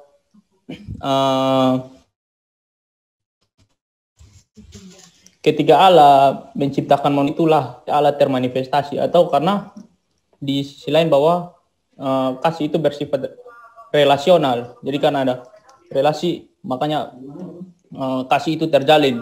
Nah, bagaimana relasional kasih Allah ini diterapkan pada prinsip Tritunggal? Apakah dalam ketritunggalan Allah relasi ini tidak ada? Secara ekstrim bisa dikatakan tidak ada, karena di sini dalam tulisan Bapak dikatakan bahwa ketika Allah menciptakan manusia lah, maka kasih Allah itu ada. Bagaimana untuk mempertanggungjawabkan dalam perspektif Trinitas ini, Pak? Terima kasih. Silakan Pak Tiro langsung Pak. Pertama, Tony bisa tahu rujukan tulisan saya itu tentang apa? Ini saya melihat ada beberapa kritikan dalam tulisan Bapak ini dalam manusia di mata Allah halaman yang ke-13 dikatakan bahwa kita mengerti bahwa kasih Allah merupakan hakikat dasariah Allah karena kasih Allah sifatnya relasional. Maka kasih Allah baru mungkin ada kalau ada yang dikasihi, dalam tanda kurung objek kasih. Itulah sebabnya Allah menciptakan manusia agar dapat menyalurkan dan mengekspresikan kasihnya itu. Tanpa itu kasih Allah tidak dapat menjadi kasih yang sesungguhnya. Iya, maksud saya rujukan itu saya tulis di jurnal atau di mana? Ini saya melihat dari apa Pak, dalam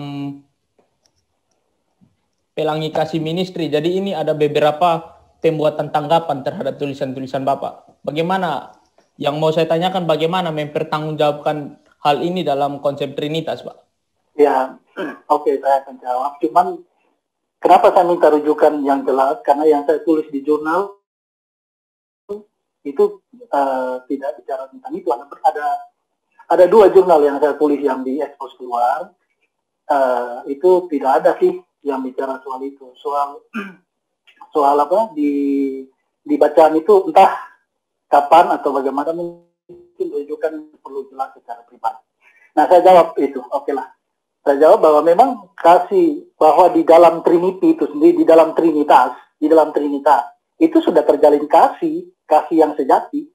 Kenapa terjalin kasih? Dia bukan Unitarian, dia Trinitarian, Trinitas gitu loh.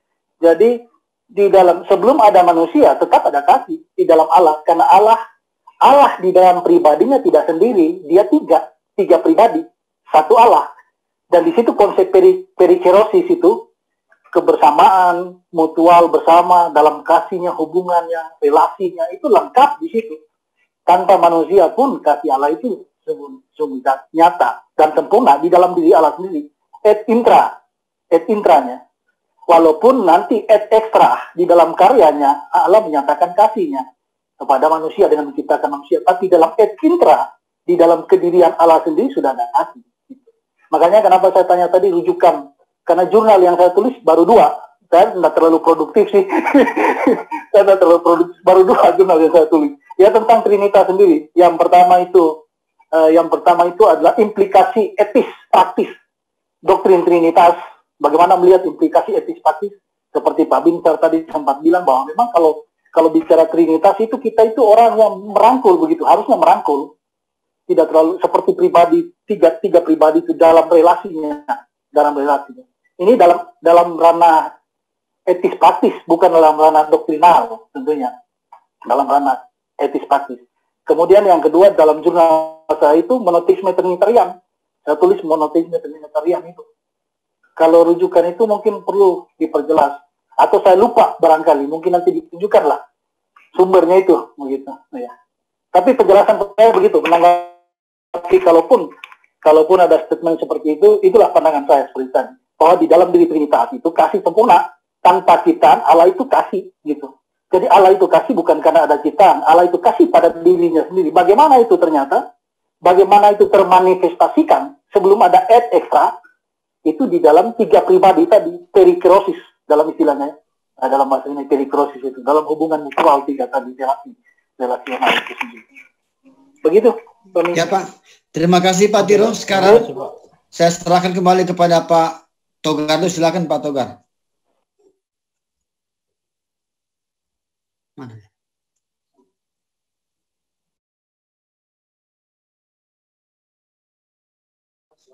Suaranya Pak Togar, boleh didengar Pak Togar, suaranya Pak? Suaranya Pak. Ya, oke, maafkan. Jadi saya nggak pakai itu kalau emang Pak admin itu bisa melihat layer Trinitas keselamatan, saya sangat bersyukur itu di situ. Saya ada di sini ininya. Jadi saya mau langsung ke yang Trinitas itu, melihat kondisi yang demikian tadi itu adalah kita melihat Efesus pasal 1 ayat 3 itu. Kita lihat pas Efesus 1 ayat 3 dikatakan di situ adalah kalau bisa ini terima kasih loh ya Pak itu Pak admin.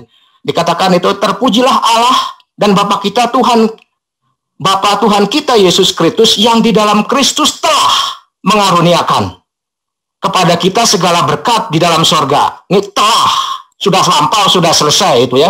Bahkan dikatakannya itu di dalam ini sebelum dunia dijadikan. Nah, ini yang satu hal yang dikatakan itu kita itu nanti adalah ada perjanjian yang dinamakan itu perjanjian anugerah itu. Bahwa itu Allah berjanji kepada kita itu di dalam Kristus. Dan kalau di dalam perjanjian penebusannya adalah Allah berjanji dengan Kristus mewakili kita di sini di dalam kondisi yang demikian yang dikatakan itu dalam kasih Ia telah menentukan dari semula itu terkait dengan yang di atas sebelum dunia dijadikan dan oleh Yesus Kristus untuk menjadi anak-anaknya. Ini yang dikatakan itu dasar dari keselamatan itu di dalam Tritunggal itu. Kalau nggak ada ini kita menjadi sesuatu yang lumpuh trinitas kita, keselamatan kita. Tetapi Allah itu menolong kita di sini dari sejak semula itu. Allah Tritunggal yang dikekalkan itu. Bahkan dikatakan dalam 2 Petrus 1 ayat 2 dikatakan itu orang-orang pilihan, yaitu orang-orang yang dipilih sesuai dengan rencana Allah Bapa kita dan dikuduskan oleh Roh nanti di dalam ini.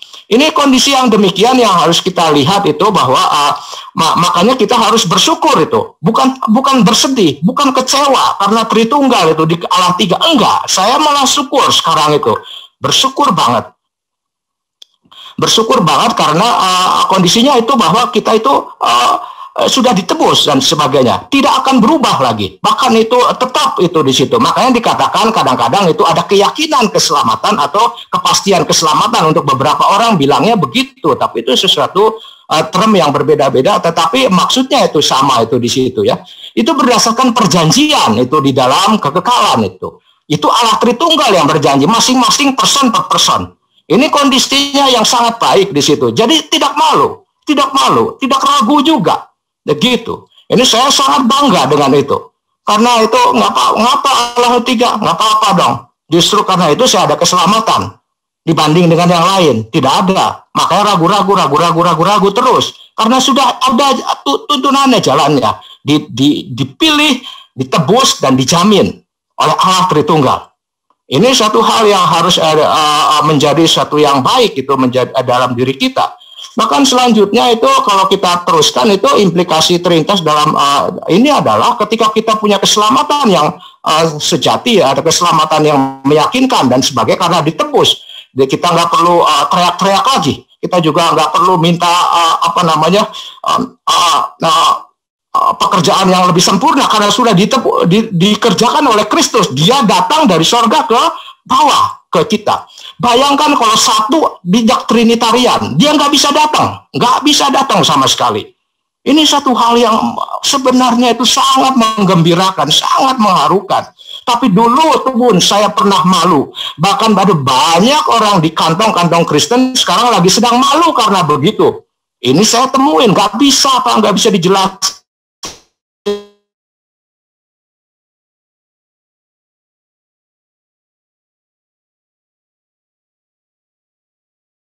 Memang nggak bisa dijelaskan.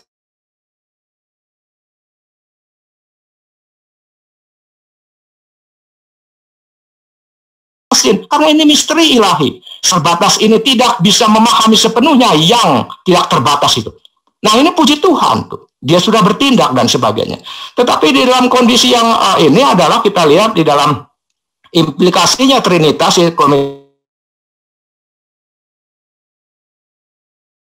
dikasih khususnya dalam Kejadian pasal 1 ayat 26 ada firmanlah Allah tuh satu tuh ya, walaupun mengindikasikan ada pluralnya di situ Elohim, tetapi berfirmanlah Allah baiklah kita menjadikan. Ini komunikasi itu dan berelasi itu enggak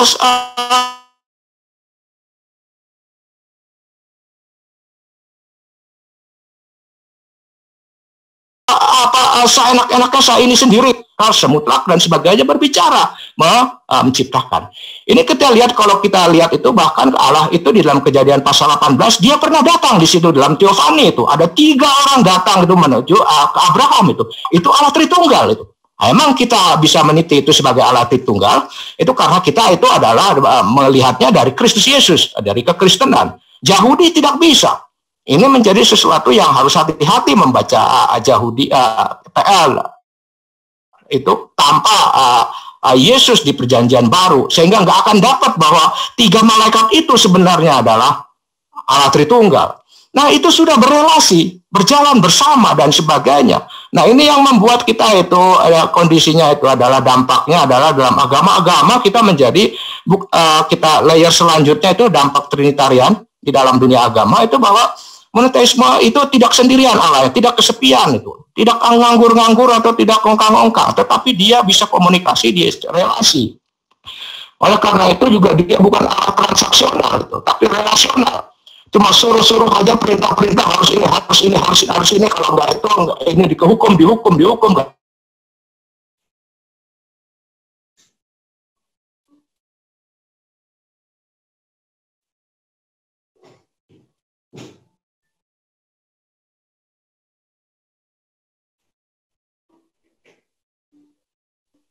Ya Bapak Ibu sekalian, ini minta maaf, ini Pak pembicara kita yang Pak Togar lagi terganggu lagi sinyal beliau. Silakan, ini ada pertanyaan ini kepada Pak Bincar, mungkin cocok ini dari Pak Christian. Berbicara tentang Credo Trinitas, apakah perdebatan Tritunggal harus dihindari? Bukankah kebenaran benar-benar harus dinyatakan dengan dasar kebenaran? Silakan Pak Bincar, Pak, bisa menjawab, Pak. Ya, saya selalu mengatakan bahwa pengetahuan iman itu tidak bisa dibuktikan. Jadi kemudian juga saya tidak setuju dengan perdebatan. Perdebatan mengandaikan ada yang paling benar, ada yang tidak benar. Saya tidak setuju dengan pengetahuan yang absolut. Yang saya percaya absolut cuma Alkitab, Tuhan. Di luar itu saya nggak percaya. Bang Credo juga bagi saya bukan Alkitab. Jadi iman itu disaksikan. Iman itu mencari pengetahuan, tapi iman itu melampaui pengetahuan. Ini mesti dipahami. Jadi kalau sains itu dibuktikan dengan data, tapi kalau iman nggak bisa dibuktikan. Validasinya dari Roh Kudus. Anda percaya keselamatan dari Kudus itu bukan dibuktikan, tapi dari Roh Kudus yang bekerja. Jadi saya selalu katakan kesaksian aja gitu. Kenapa kita harus menghina orang lain? Nggak perlu. Saksikan saja dengan benar. Apalagi kemudian gereja itu kan denominasi. Bagi saya denominasi itu agama. Ini minta maaf ya, karena saya kan memang orang di bidang untuk kebijakan gitu ya, agama. Jadi kalau sudah denominasi itu, dia kenapa dia agama? Denominasi itu punya pengakuan iman. Saya beda ya, walaupun terjadi. Makanya sebenarnya tidak boleh gereja itu pecah, harusnya. Kalau tidak ada sistem yang berbeda. Harusnya satu gitu, tapi kan terjadi sekarang macam-macam. Nah berarti kan sebenarnya dia sudah denominasi yang berbeda, sebenarnya sama saja dengan agama. Ini menurut saya gitu. Jadi harusnya dia hanya menyaksikan saja. Kalau bicara perdebatan itu di dalam gereja itu, jangan di luar gitu. Diskusi itu apa di dalam gereja. Menyerang orang lain nggak bisa dalam gereja. Yang bisa merumuskan kan gereja, bukan pribadi-pribadi yang bisa merumuskan, nggak bisa. Apalagi jemaat-jemaat atau orang-orang yang sifatnya pribadi gitu ya, itu nggak bisa. Jadi saya sarankan kita boleh menyaksikan yakin iman kita tentang hal itu enggak, tapi bukan berarti kita memaksakan. Tidak bisa Anda meyakinkan orang lain, hanya menjelaskan saja keyakinan kita. Jadi kalau orang bertanya kita jelaskan, tapi kalau orang menolak Allah Tritunggal, kita tidak perlu jelaskan, tanya kenapa dia menolak. Saya selalu begitu gitu. Sehingga akhirnya kita bisa mendengar juga untuk menjelaskan dengan lebih baik. Terima kasih. Ya, terima kasih Pak Bincar. Silakan Pak Togar, silakan Pak, lanjutkan lagi Pak Togar. Suara dibuka Pak ya, dihidupkan. Silakan Pak Togar, suara Pak di. Oke. Saya kira itu terakhir itu di dalam itu. Nah, kita harus memahami di dalam Kristus itu adalah di kekekalan. Itu Allah sudah memilih kita, Allah sudah dalam Allah Tritunggal dia memilih, bahkan dia itu menebus sudah di ini, bahkan tadi dikatakan adalah Allah sudah menyelamatkan kita dari semula itu di dalam Kristus Yesus, itu dalam perjanjian anugerah, dalam perjanjian penebusan. Nanti kelak Kristus akan mengaktualisasikannya di dalam salib. Tetapi tadi kan ayat 2 Efesus 1 ayat 3 dan sebagainya itu di dalam Kristus itu di dalam perjanjian kekekalan.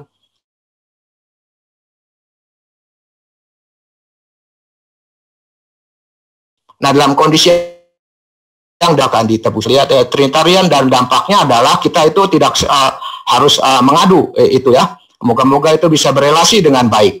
Itu saya selalu ini begitu dalam kondisi yang demikian. Yang dinam.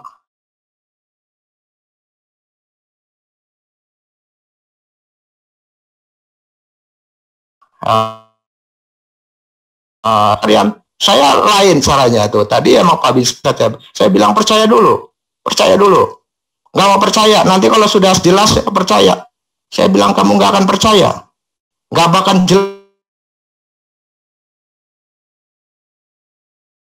jelas kamu. Karena iman yang menangkap itu kamu percaya. Ini sudah dipilih dan ditentukan itu dalam kondisi yang di dalam Kristus semuanya, sehingga kita bisa itu berbangga dan juga itu bersukacita itu dengan Allah Tritunggal. Tidak memalukan, sangat mengharukan itu karya Roh Kudus itu, kayak karya Allah Tritunggal. Pun juga di dalam ininya sosialnya juga itu menjadi kita itu berelasilah dengan baik, sama seperti Trinity udah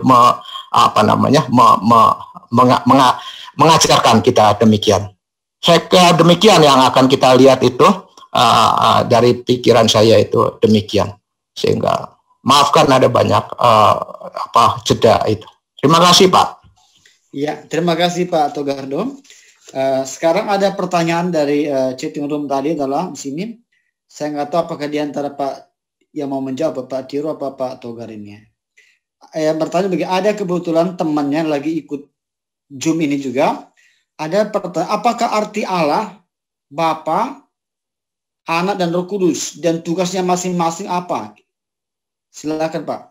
Pak Tiro apa Pak Togar yang menjawab, silakan Pak.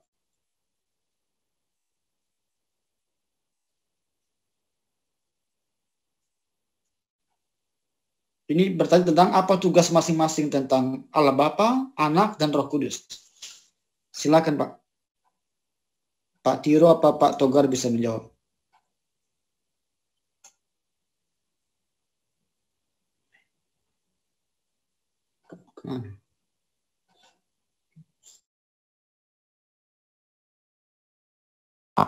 Oke. Tadi kan Efesus bilang itu Allah memilih Kristus yang nanti akan menebus dan juga Roh Kudus yang akan menjamin keselamatan itu. Itu dalam kondisi yang demikian itu keselamatan menjadi sesuatu yang keyakinan dan kepastian dalam kondisi yang itu. Walaupun tidak terbagi-bagi, tidak terpecah-pecah. Karena kalau dibilang yang lain lagi, Allah Bapa misalnya, Bapa itu memilih dan juga misalnya kadang-kadang itu orang bilang itu ya menciptakan. Jadi anak nggak menciptakan gitu, nggak begitu. Itu satu kesatuan semuanya. Tetapi memang secara teologisnya dikatakan itu memang Allah yang menciptakan. Tapi Roh juga menciptakan sama. Kita kan lihat di dalam Kejadian juga ada. Bahkan itu di dalam ini juga Yohanes juga dikatakan bahwa Kristus itu menciptakan. Begitu. Jadi secara khusus itu demikian. Memilih dan menciptakan. Lalu Kristus menyelamatkan dan menebus, Roh Kudus akan menjamin dan juga memateraikan. Demikian. Ya, terima kasih Pak. Ini ada lagi pertanyaan. Dalam kasus penginjilan ke desa-desa, bagaimana kita menjelaskan ilustrasi tentang Tritunggal secara ringkas atau mudah dimengerti? Karena kalau berbicara tentang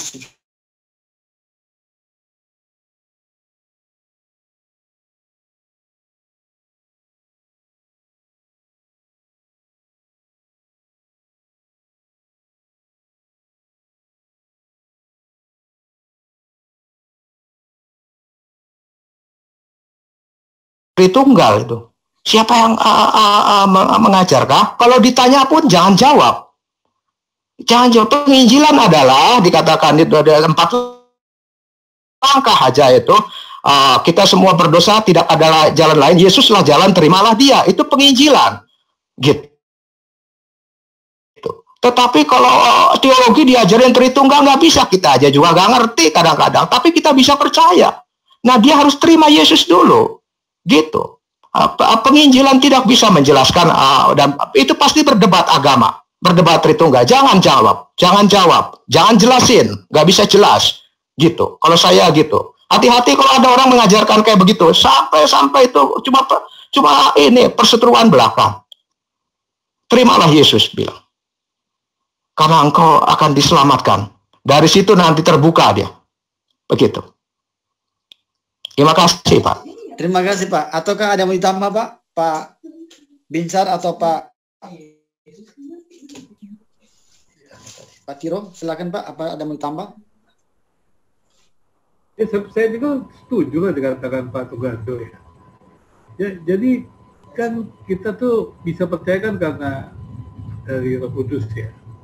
Jadi jangan terlalu takut lah ya memberitakan Injil itu, seakan-akan kalau tidak diterima dengan akal manusia itu bisa. Tadi saya ingin jawab, ada pertanyaan juga tadi. Katanya di Alkitab tidak ada Trinitas. Nah, ini sering kali ya, ada pertanyaan di chatting. Ya. Loh, kenapa ada orang yang sebut Trinitas? Gitu. Jadi kadang-kadang itu saya katakan, banyak jemaat itu tidak bisa metodologi. Bahkan tamatan teologi juga nggak mengerti metodologi. Kemampuan berteologi mereka nggak mengerti. Begitu. Akhirnya yang mereka sebut teologi ya baca Alkitab dengan berbagai terjemahan, hampir kata terjemahan aslinya, nah disebut berteologi. Itu mah sederhana aja gitu kan. Sehingga mereka tidak mengerti bahwa ketika digali lebih dalam, kemudian menggunakan kata Trinitas gitu, dikatakan untuk penjabaran tentang Allah itu, mereka pun tidak ada Alkitab. Kan Alkitab kan bukan ensiklopedi. Jadi dia mesti dijelaskan, makanya sekarang ada perangkat iman untuk dijelaskan lebih mendalam begitu. Jadi kalau untuk penginjilan ke desa sih ya terus terang aja disaksikan aja gitu. Ada paling gampang itu kita datang kepada orang itu, kita bertemu orang ya sama-sama sama-sama sebagai manusia gitu.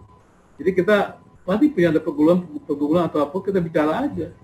Nah di situ kita baru bicara tentang Allah gitu, tentang Kristus, tentang Yesus gitu.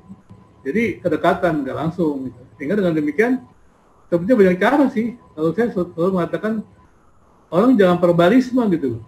Kalau datang verbalisme, saya bilang orang juga nanti muak sih dengan verbalisme begitu ya. Hanya kata-kata saja. Ya menurut saya sih itu tadi, kita kasih Alkitab juga bisa, segala macam nggak ada masalah begitu ya. Cerita juga nggak ada masalah. Jadi ada banyak cara sih kalau penginjilan. Cuma tadi saya katakan ketika ada orang mengatakan di chatting ya, Trinitas itu menurut saya sih, kenapa sih ya kita tuh bahasa itu kan bukan fakta ya.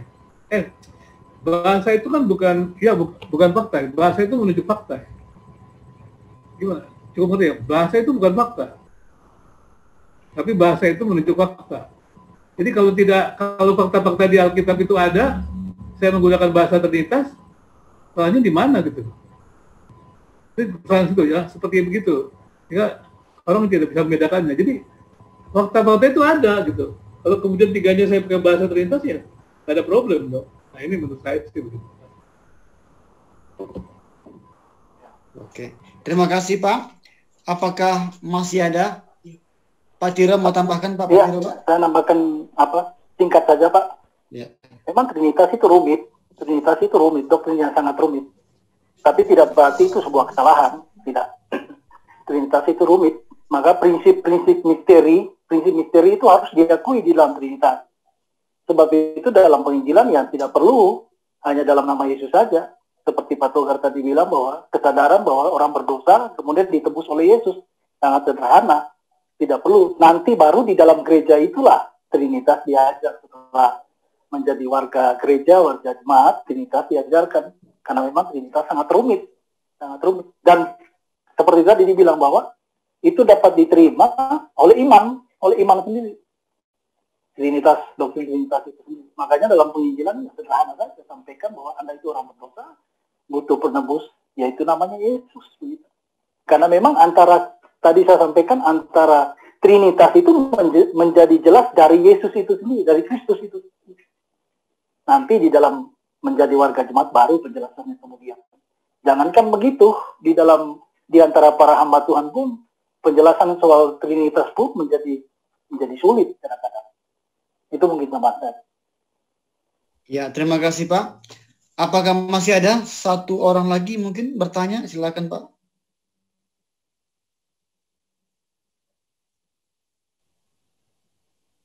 Saya Pak. Silakan Pak. Sebutkan namanya lalu silakan. Pak. Salam, selamat malam semua. Khususnya buat guru saya Bapak Togardo Siburian. Nama saya Dedi Lewana dari Kupang NTT. Mungkin bukan pertanyaan yang akan saya sampaikan, tapi lebih kepada tanggapan terhadap diskusi kita malam ini secara pribadi. Saya bersyukur sekali bisa ikut dalam webinar ini dan mendengar diskusi-diskusi penjelasan dari ketiga narasumber tentang Trinitas, ya. Namun yang ingin saya sampaikan adalah saya setuju yang pertama dengan Bapak Binsar bahwa kebenaran itu tidak perlu dibela, gitu ya, tidak perlu dibela karena usaha membela kebenaran nantinya akan berujung kepada ketidakbenaran, ya. Dalam hal ini biasanya terjadi perdebatan akan melahirkan konflik. Ya, jadi mungkin pemahaman iman memang tidak membutuhkan penjelasan ilmiah, Pak. Ya, masalah ke surga, ya itu masalah iman pribadi, kita percaya bahwa keselamatan itu hanya ada dalam Yesus Kristus Tuhan. Nah, seringkali kita terlalu memaksakan diri mengetahui kemahakuasaan Allah di dalam cara berpikir kita yang masih ada dalam kotak kecil, ya, masih ada dalam kotak kecil. Kalau ada pernyataan seperti pungut merindukan bulan, ya mungkin itu menjadi sebuah analogi. Jikalau Tuhan tidak memberi pewahyuan kepada kita, ya kadang-kadang kita berusaha dengan hikmat manusia yang memiliki keterbatasan untuk memahami Allah yang tidak terbatas, itu susah.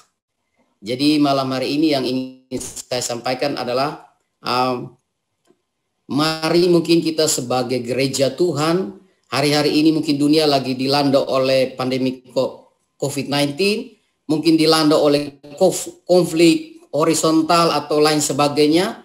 Mungkin sudah saatnya gereja itu bersatu di dalam sebuah kasih untuk menyatakan kerajaan sorga di dunia, dan tidak sibuk dengan mendebatkan hal yang secara manusiawi kita memiliki banyak keterbatasan untuk memahaminya, ya, karena Allah itu seringkali yang tadi para narasumber sudah bilang bahwa Trinitas ini hal yang juga sesuatu yang misteri, ya, yang kalau kita runut dari para teolog dari zaman dulu sampai sekarang, di zaman manapun tidak akan bisa tuntas di dalam menjelaskannya. Karena itu terima kasih dari saya, mungkin itu saja Pak. Ya, terima kasih Pak Dedi Leonak, ya. Ya, jadi karena sudah nggak lagi bertanya, maka saya minta sekarang untuk ketiga pembicara kita untuk memberikan closing statement-nya, ya. Silakan. Tadi ada satu yang barusan. Oh, tidak terlihat ya. Oke. Oh, izin tengok. Ya, izin bertanya kepada tiga narasumber. Bagaimana cara gereja dalam menanggapi atau menyikapi pemahaman yang salah mengenai Trinitas? Apakah dibiarkan saja atau bagaimana, Pak? Apa saja tantangan Trinitas yang terjadi pada masa kuno atau pada masa gereja mula-mula dan pada masa sekarang? Silakan kepada Bapak ketiga narasumber untuk menjawabnya, Pak. Oke, saya terima kasih itu Bapak. Tentu gereja yang akan melihat itu. Kalau saya kan sebagai teolog ya, melihat itu dalam kacamata itu. Emang secara teologis itu kita punya dalam ranah akademik itu kita punya tuntunan dan sebagainya tadi ya, ginilah yang sah. Tapi setelah itu kita akan membiarkan juga sedikit banyak itu bagaimana cara orang itu menjelaskan itu. Kadang-kadang itu penjelasannya itu asal dia percaya aja Allah Tritunggal. Cara ngejelasinnya tuh ada lilin, ada juga matahari, ada juga itu, waduh semuanya juga belum tentu. Tetapi kamu percaya nggak Allah Tritunggal? Saya tanya begitu ya. Percaya 3 pribadi, iya. Tapi kadang-kadang cara menjelaskannya berbeda, itu menjadi sesuatu kita kasih tahu lagi lah. Kita kasih tahu lagi. Tapi kalau emang dia punya caranya demikian, itu kita kasih tahu lagi dan sebagainya. Tapi kalau sampai nanti misalnya itu ada gereja satu, misalnya tata gerejanya begini dan sebagainya, itu memang urusan inilah ya, internal mereka lah, karena dia punya afiliasi sendiri dan juga punya ini sendiri begitu. Tetapi jangan sampai membunuh. Ini saya terus terang itu, Calvin itu dulu waktu masalah Servetus itu sebenarnya musuh lamanya setelah dalam Trinity, ketika di Prancis. Lewatin Jenewa, tiba-tiba dia muncul, itu ditangkap dan di ini. Nah, kita yang bagaimana? Sekarang nggak bisa begitu. Kalau dulu memang mungkin Jenewa adalah negara Kristen lah. Apa boleh buat lah. Tapi kita plural sekarang. Lalu juga kita itu banyak pemikiran dan sebagainya. Moga-moga itu pendeta itu bisa mengajarkan dengan baik 3 person dan 1 essence. Begitu. Dalam kondisi yang demikian itu tidak ada yang mutlak. Tidak ada yang mutlak. Tuhanlah yang paling mutlak. Kita terbatas, dia tidak terbatas. Gitu. Ini satu hal, moga-moga itu para jemaat itu bisa mendengarkan para pendetanya yang mengajarkan hal-hal baik itu. Demikian, Dek. Ya, silakan Pak Binsar dan Pak Tiro bisa menambahkan. Ya, baik, terima kasih. Ya. Saya selalu mengatakan bahwa iman itu kita bisa jelaskan, kan subjektif ya. Kita jelaskan kepada orang lain juga tentang prioritas. Kita bisa jelaskan apa yang kita yakini, kita percaya. Tapi bukan berarti bahwa kepercayaan itu harus dipaksakan. Kita tidak boleh memaksakan orang lain dalam hal, apalagi dengan denominasi yang berbeda, gitu ya, gereja yang berbeda. Buatlah dialog-dialog begitu. Kalau hanya pertentangan jemaat di bawah, saya agak miris ya. Karena bagi saya jemaat itu tidak bisa berteologi. Maafkan saya. Kalau saya nggak bisa berteologi, gimana? Orang sarjana teologi aja belum tentu bisa berteologi, apalagi seorang jemaat gitu. Saya kan tahu betapa susahnya tadi saya katakan berteologi itu. Membangun metodologi susah sekali. Nggak segampang yang dikirakan gitu. Apalagi membanding-bandingkan dengan, belum lagi membaca pengakuan-pengakuan iman segala macam. Oh, susah sekali. Tapi kita bisa menjelaskan kepada, nah kalau satu gereja kita gali kumpul menggali bersama-sama di gereja itu. Tapi kalau sudah lain, ya kita diskusi saja gitu loh. Udah kepada orang lain cerita, karena kan bukan tanggung jawab kita, kan mereka punya. Kan saya bilang, semua gereja itu punya pengakuan iman. Kalau sudah punya pengakuan iman, berarti sebetulnya dia denominasi semacam agama, maaf ya. Saya katakan begitu. Walaupun orang mengatakan Kristen itu berwarna-warna loh, macam-macam. Hati-hati. Makanya kita mesti menyelesaikan. Saya mungkin dianggap terlalu toleran kali ya. Saya bertemu dengan teman-teman dari Islam. Saya jelaskan. Tanya begini, apakah Anda percaya bahwa Yesus juru selamat satu-satunya? Saya bilang, ya keyakinan saya memang ya, keselamatan itu adalah Tuhan Yesus. Walaupun saya percaya itu adalah pilihan Tuhan. Ya nggak apa-apa dong, saya bisa percaya kan gitu. Dan itu semua orang bisa percaya itu karena pilihan Tuhan, bukan gara-gara saya mau percaya gitu. Nggak ada masalah kan, sering bercerita begitu. Itu ditanya soalnya. Jadi jangan kita jangan juga munafik, juga jangan malu-malu. Apa adanya saja kita katakan yang benar. Dan itu juga demikian juga pengakuan tentang Trinitas. Katakan saja. Memang masih misteri dan kita tidak tahu segala. Kalau sampai orang bisa menjelaskan tentang Allah yang tidak dapat dijangkau dengan panca indera, itu malah bukan Allah menurut saya. Kira-kira begitu. Jadi tetap percaya, ya, tapi sekali lagi harus melihat bahwa kita ini terbatas. Kita saksikan boleh, tapi jangan lupa untuk saling belajar. Berdiskusi. Kita mungkin tahu dalam satu hal, tapi kita tidak tahu segalanya. Baiklah kita berdiskusi saling belajar. Saya pikir itu. Terima kasih. Ya, silakan Pak Kiro. Ya, saya selalu suka bicara pada tataran ideal dan kenyataan. Pada tataran idealnya gereja itu harusnya satu secara universal, yang mewarisi tradisi dari bapak-bapak gereja, maka trinitas itu tidak jadi soal. Tapi betul juga bahwa pemaparan Pak Binsar tadi menyatakan bahwa memang ketika bicara dalam dunia realitas, denominasi, gereja lokal itu sendiri dalam denominasinya ya, terdapat banyak pengakuan iman yang masing-masing ya. Nah pada area itu ya pada area itu gereja masing-masing itu punya wewenangnya sendiri. Kadang-kadang bisa berbeda, kadang-kadang juga tidak. Yang saya soroti adalah memang kalau kita berbicara, kalau kita berpendapat, itu pada tataran apologetika yang semestinya, yang saya prihatinkan, apologetika sekarang itu bukan apologetika, tapi klaim apologetik itu banyak sekali. Padahal studi apologetika yang diterapkan itu tidak sama sekali. Itu debat kusir. Apologetika yang sesungguhnya adalah sistem pikir. Kita berikan aja sistem pikir. Kalau memang mereka tidak terima ya sudah, kita hanya afirmasi saja. Apalagi ini menyangkut keyakinan dasar. Jadi itu mungkin sama.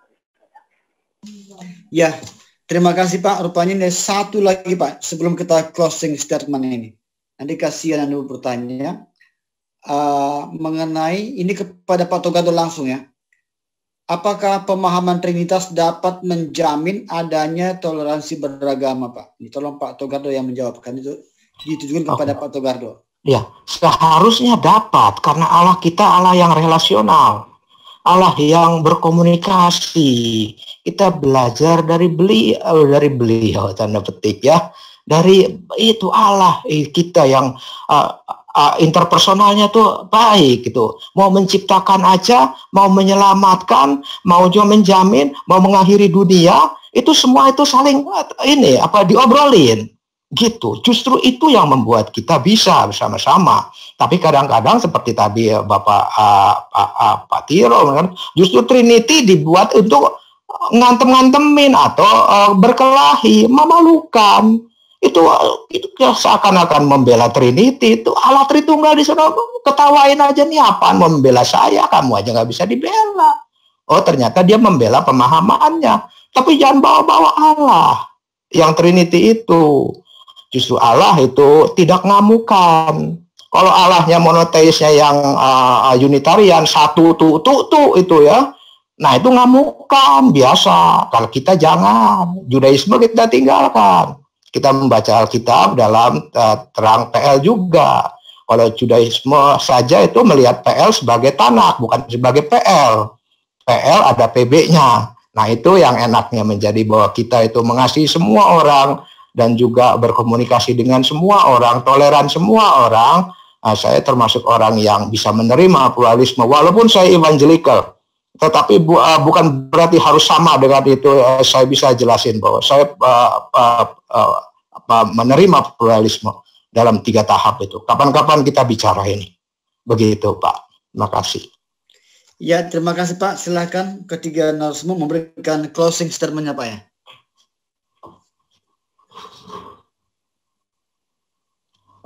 Mulai dari saya. Oke. Ya, saya terima kasih itu ya. Dalam kondisi ini kita melihat bahwa Allah kita itu ada Allah yang tidak memalukan di dalam Tritunggal.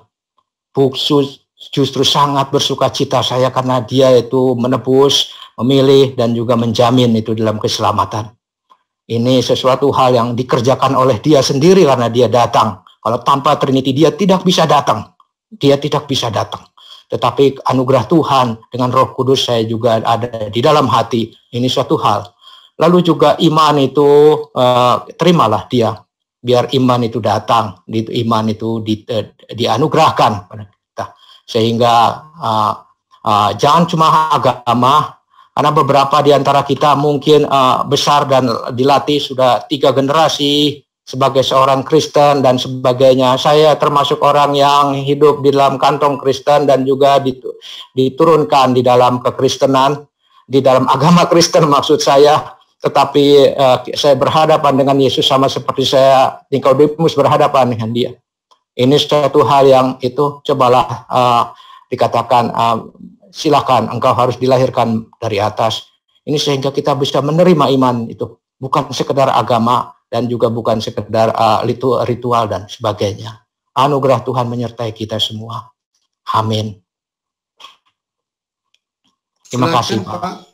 Terima kasih Pak. Silakan Pak Binsar. Ya, hari-hari ini saya selalu mengatakan mengapa kita lebih senang ataupun lebih galak untuk menegur orang lain daripada menegur diri kita sendiri. Artinya adalah kita memang boleh saja merindukan untuk makin mengenal Tuhan, doktrin. Tapi doktrin tanpa hidup dalam Tuhan tidak banyak gunanya. Keselamatan itu juga bukan pertujuan doktrin. Keselamatan itu adalah bicara hidup dalam kebenaran firman Tuhan. Maka kalau kita mengatakan diri orang yang percaya kepada Kristus, mestinya adalah kita tuh menjaga kemurnian doktrin itu bukan memaksa orang lain, tetapi menjaga kemurnian doktrin bagi saya adalah hidup dalam kebenaran firman Tuhan. Dan kemudian menyaksikan itu, hidup yang kita hidup itu dan kita saksikan ke orang lain. Dan dengan demikian mereka melihat Kristus melalui kehidupan kita juga.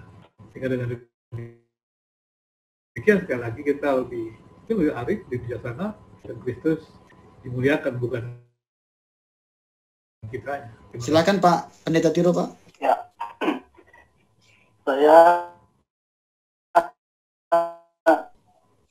kita harusnya bersyukur bahwa teisme Kristen itu bersifat trinitarian, sehingga klaim kita ini kaum trinitarian itu tidak memalukan.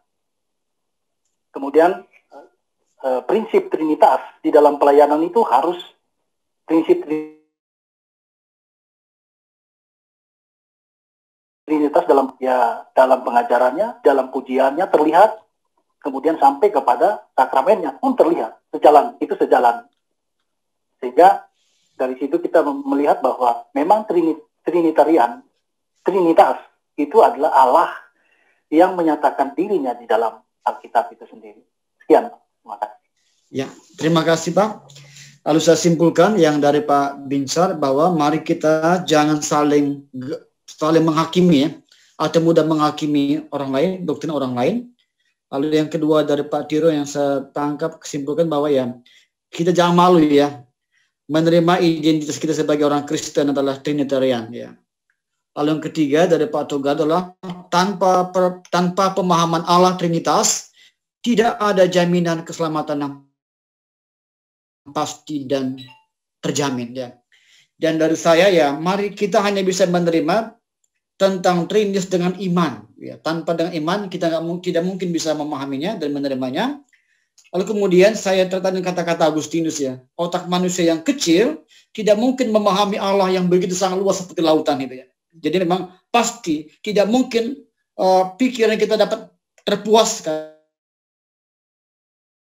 untuk dapat memahami sepenuhnya tentang Allah Trinitas itu sendiri. Biarlah kita menerimanya dengan iman dan kita mempercayainya dengan iman kita sendiri. Terima kasih kepada semua para peserta yang telah mengikuti webinar pada malam hari ini. Kami mengucapkan terima kasih. Biarlah nama Tuhan semakin dipermuliakan ya. Juga terima kasih kepada para pembicara kita hari ini, kepada Bapak Binsar Huta Barat, Pak Pendeta Tiro dan juga Pak Togado Sibarian. Terima kasih untuk materi yang telah disampaikan kepada kita semua. Doa kami Tuhan memberkati Bapak bertiga ya. Dan juga kepada para peserta mohon tetap berada di grup WA supaya memudahkan untuk pengiriman sertifikat, foto dokumentasi, ataupun pengumuman. Lalu mari terus kita semangat dan tetap menaati protokol kesehatannya. Akhir kata saya, moderator, dan juga Gembala Sidang Gereja GSRI Sion Kasih Kelapa II, dan juga mewakili pendiri Stulos Ministry, Bapak Pendeta Dr. Togo Sibarian, sekali lagi mengucapkan terima kasih. Sampai jumpa di webinar yang akan datang. Tuhan memberkati. Mari kita tutup dalam doa. Mari kita berdoa. Bapa Surgawi, kami mengucap syukur hari ini Tuhan, kami telah mengikuti webinar tentang Trinitas. Kami berdoa walaupun kami belum dapat sepenuhnya mengerti hal ini, tapi biarlah kami mempercayai tentang ketiga Allah Tritunggal yang telah dinyatakan di dalam Alkitab. Dan juga berkati ketiga pembicara kami, berikan mereka kekuatan dan kesehatan, dan berkatilah juga mereka di tengah-tengah pelayanan mereka. Juga kami semua, para peserta hari ini, Tuhan menolong kami, tetap memberkati kami dalam setiap pelayanan kami, dalam setiap pekerjaan kami, agar kami dapat mengerjakan pekerjaan Tuhan dengan penuh hormat dan tanggung jawab. Terima kasih Bapa Surgawi, inilah doa kami pada malam hari ini, yang kami naikkan di dalam nama Yesus Kristus, yang adalah Tuhan dan Juru Selamat kami yang hidup. Amin. Shalom, selamat malam Bapak Ibu sekalian. Tuhan memberkati kita semua. Amin.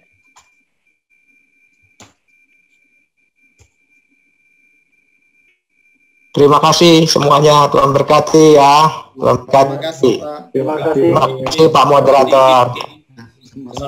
Terima kasih pembicara Pak Binsar. Rekan-rekan semua, terima kasih.